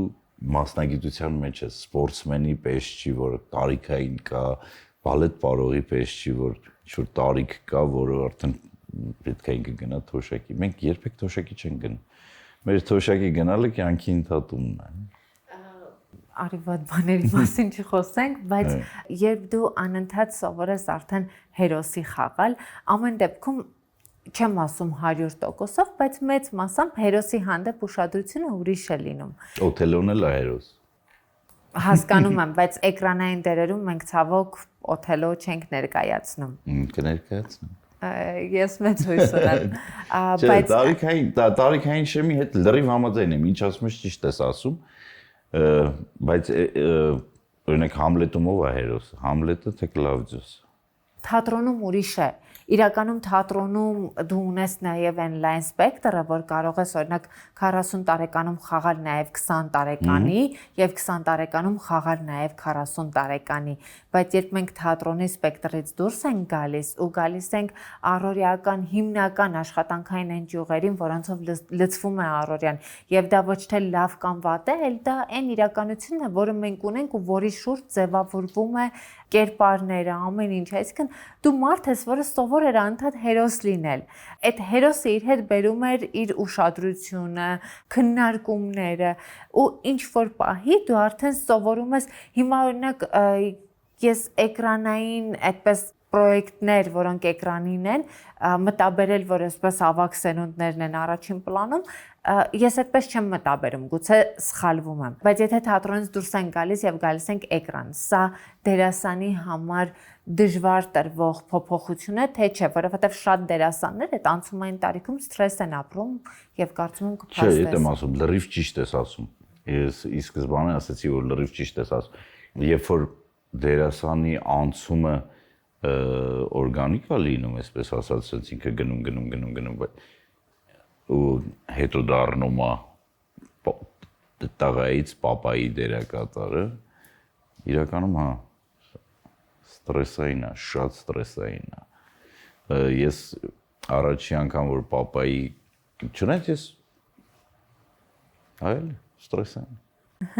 Դե ուզում եմ մի քիչ բացած որ հասկանամ, տես անպայման չի դու ինձ հետ համաձայնես, ես ոչ թե ուզում եմ քեզ բերեմ իմ մտածողության դաշտ, այլ ես հարց տալիս եմ, բայց դու կարող ես դրանից կարդինալ տարբեր կարծիք ունենաս, կարող է իրականում ինքը ստրեսային է։ Իրականում ինքը ստրեսային է, երբ որ դու խաղում ես 20 տարեկան ջահել տղա, հետո խաղում ես այդ 20 տարեկանի պապան, դու հասկանում ես, որ այս ոնց էս 20 տարին անցավ։ Բայց իմ մոտ դա շատ sense փուլային է եղել, երբ որ ես դե խաղում էի հերոս, գնացի Ամերիկա, այդ նույն տարին նկարահանվեց ինտրիգը, ու ես խաղում էի 18 տարեկան երեխայի պապա, բայց հենց ես լինելով երիտասարդ։ Եթե անկեղծ ես իմ հարցազրույցների ընթացքում եմ բացահայտել, որ տղամարդիկ եւս տարիքի ընկալումը երբեմն այսպես ծանր են տանում, ինձ թվում էր դա կանանց հատուկ ինչ-որ բնավորության գիծ է, բայց ժամանակի ընթացքում հասկացա, որ կան հատկանիշներ, որոնք սերտ չեն ճանաչում, դա ուղղակի հոգեբանական բնական process է։ Դու դա փորձում ես իդենտիֆիկացնել քո իրականության հետ, որ այ ես էլ եմ մեծանում, այ ես իմ հետևում այսքան տարի ունեմ, ինչ արեցի, ինչ չարեցի, արդյոք արդարացված էր իմ անցած ճանապարհը, թե չէ։ Միշտ ես նույնիսկ օրն եմ այտենց վերելուծում։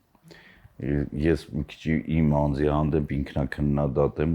ու պահանջկոտ եմ, երբ որ տարիները գնում են ու դու հասկանում ես ինչ ես արելու, հիմա ինչ ես անում ու արդյոք ճիշտ ես արելու, այդ անընդհատ էդի կա ու հետո որ նայում ես որ այս 20 տարի ինձ Ամերիկայում բանակից իմ հետ ծառայած տղա մոտիկացա, ասեց չես հիշում ինձ, ասի չէ, ասեց մեծացել եմ, չէ, արա ասում մի ասա տենց էլի, ես էլ եմ մեծացել, եթե մենք միասին ենք ծառայ, ասեց հա, ես ինչ մարդն եմ, ասում հա, ասում պատկերացնում ես 19 տարի առաջ էր, եւ որ ասում ես 19 տարի առաջ, թիվ է էլի։ Երբ հետ ես նայում, ինչ ես կարծում, բաց թողումներ շատ կան, այսինքն կան չէ մարդիկ, որ հետ են նայում, ասում են սա չհասցրեցի, բայց կան նաև մարդիկ, որ հետ են նայում ու ասում են այ սա հասցրեցի, քեզ մոտ ավելի շատ հասցրածն է, թե չհասցրածը։ Մենք բոլորս առաջի անգամ ենք ապրում։ Իրականում մենք լիքը բան չգիտենք։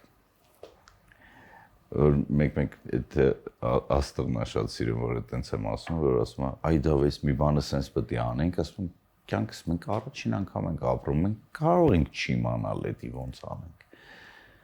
Ու հիմա որ հետ եմ նայում, եթե մասնագիտական, հա, Ռոմեո չխաղացի, չնայած Ռոմեո երբեք էլ չեմ ուզեցել, Տիբալտ եմ ուզեցել, հա։ Տիպալ չնայած հիմա կարող եմ խաղալ։ Ռոմեո չխաղացի, մյուս բաները չխաղացի մասնագիտական առումով, հա, բայց դրանց փոխարեն խաղացի ուրիշ ավելի լավ դերեր, ոչ պակաս դերեր։ Գիտես, այստեղ երևի թե նաև շատ կարևոր է, դու կարողանում ես բավարարվել այն ամեն ինչով, ինչ ունես ու ինչը կարող է նաև պարգև լինել քեզ, թե անընդհատ ձգտում ես ավելին, որովհետև կան մարդիկ, ովքեր նույնիսկ իրենց երազանքին երբ հասնում են, հենց այդ պահին երազանքը արժեզրկվում է ու նոր երազանք է առաջ գալիս ու չեն կարողանում վայելել այդ պահը, ու կան մարդիկ, ովքեր այն ամենափոքր բանից նույնիսկ կարողանում են ուրախանալ, արժևորել, ոչ թե գերարժևորելու մասին է խոսքս, այլ վայելել։ Դու իրականում որ տեսակն ես։ Ես իրականում վայելում եմ, բայց չեմ բավարարվում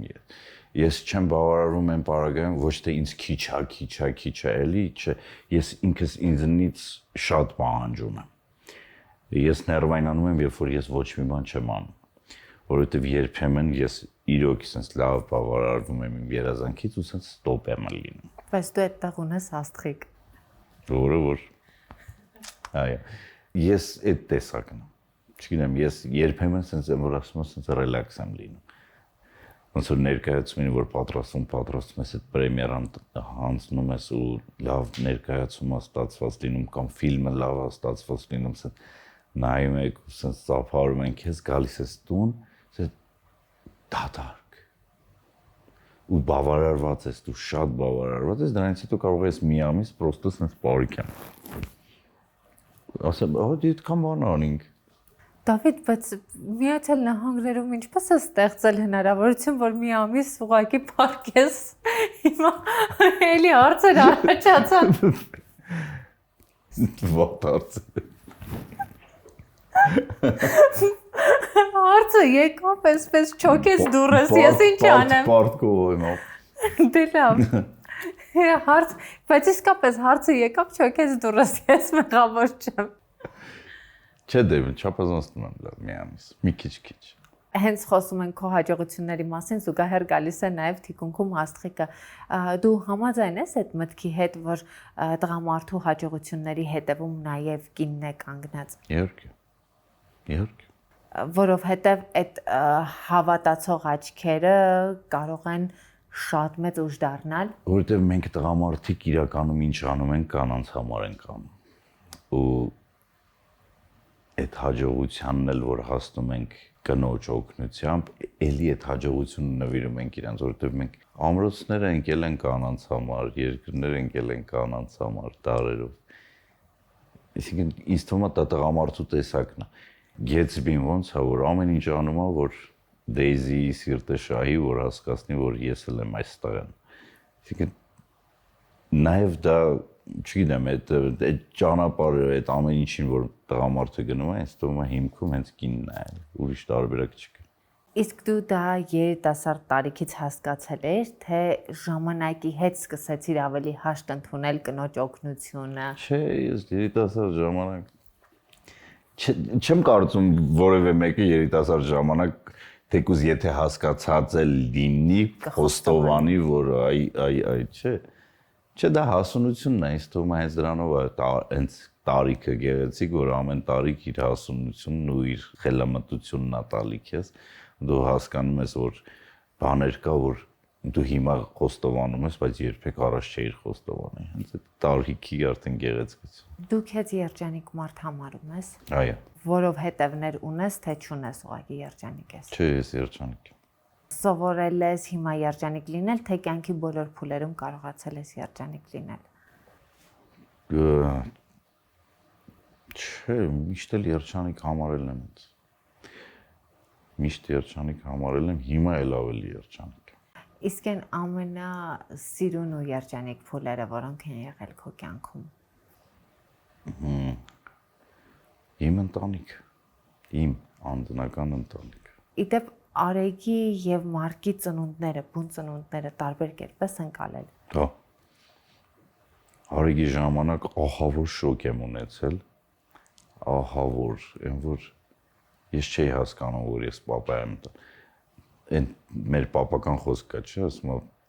մաման միանգամից մամա է դառնում, պապան տարիների ընթացքում է պապա դառնում, ես իրոք ին վրա դա զգացել եմ, որովհետև երբ որ եկան ասին տղա ես ունեցել բարձրացա, այդ ժամանակ չէր կարելի, բայց ինձ թողեցին վերև բարձրանալ, վերև բարձրացա նայում եմ, ասում եմ հալո ոնց կարելի է ասենց, ինչ է, ու երկար ժամանակ չէի հասկանում, որ ես պապա եմ, գրկում ես քո տղեն, բան, բայց դու ոչ թե չես հասկանում, որ պապա ես, այլ դու չես հասկանում դա ինչ ընդհանրապես, որ մեր ծնողները մեզ ասում էին, ծնող կդառնաս, նոր կհասկանաս, այլ իրոք այդ ընթացքում ես հասկանում, միանգամից չես հասկանում։ Իսկ Մարկի ժամանակ արդեն կոնկրետ կայացած պապա էի, ուսես պատրաստի պապա էի։ Մարկից նույնիսկ լույս աշխարհ գալուն եմ ներկա եղել։ Քո աջակցությունը կնոջդ երկու երեխաների ծննդի ժամանակ տարբեր է եղել, թե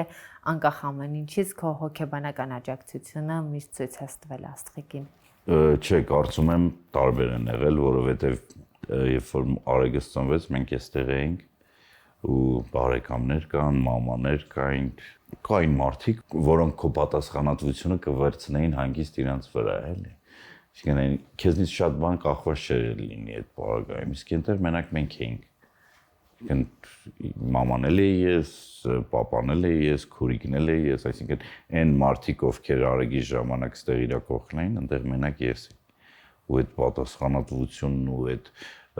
աջակցությունը իրան այդ ժամանակ կարծում եմ ինքը ավելի ճիշտ կպատասխանի այս հարցին, բայց ես կարծում եմ իմ մասով գոնե ամեն ինչ փորձել եմ անել, որ ինքը զգա այդ աջակցությունը։ Այնտեղ միայն իրար ունենալը ավելի միավորեց ձեր ընտանիքը, թե այստեղ էլ միավորված էիք։ Այստեղ էլ միավորված էինք, բայց այնտեղ էլ ավելի միավորեց ու ինձ թվում է տարիներն են էլ ավելի միավորում, կապ չունի այնտեղ թե այստեղ, բայց այնտեղի հեռավորությունն ու այնտեղի մենակ լինելը էլ ավելի միավորեց։ Բայց շատ ընտանիքների դեպքում դա հակառակն է լինում։ Ուզում եմ ասեմ, այդ այնպես չի որ գնացինք այնտեղ մենակ էինք, դա մեզ միավորեց։ Շատ ընտանիքներ գալիս են այնտեղ մենակ են լինում, բայց երկու ամսից բաժանվում են, որը ցավալի է։ Ինձ թվում է տարիներն է մեզ ավելի շատ միավորում։ Ես վստահ եմ, որ դուք էլ ինչպես յուրաքանչյուր ընտանիք եւ շատ երջանիկ փուլեր եք ունեցել եւ դժվարություններ եք ունեցել, դու ունես պատասխան, որտեղ է գաղտնիքը, որ այդ տարբեր էմոցիոնալ շրջանները հաղթահարել եք միասին ձեռքի բռնած եւ ոչ թե ինչ-որ պահի մտածել եք, որ առանձնանալը ճիշտ լուծումը կլինի, որովհետև երբեմն առանձնանալը ինչ որ իրավիճակներում առանձնանալը թվում է ամենաճիշտ լուծումը, զուտ որովհետև դա ամենահեշտ լուծումն է լինում։ Այսինքն մարդկանց համար երբեմն ավելի դժվար է աշխատել հարաբերությունների վրա, քան ուղղակի այդ պահին փակել դռները եւ գնալ։ Իրականում պետք է շատ ուզենաս, որ այդ ընտանիքը մնա։ Անկախ նրանից, որ սեր կա։ Սերը ինքը իրանով չես բերելու դնես, ինքը մնա։ Ինքը պետք է աշխատես։ Այդ ուղղակի բան չի, որ ինքը իրանով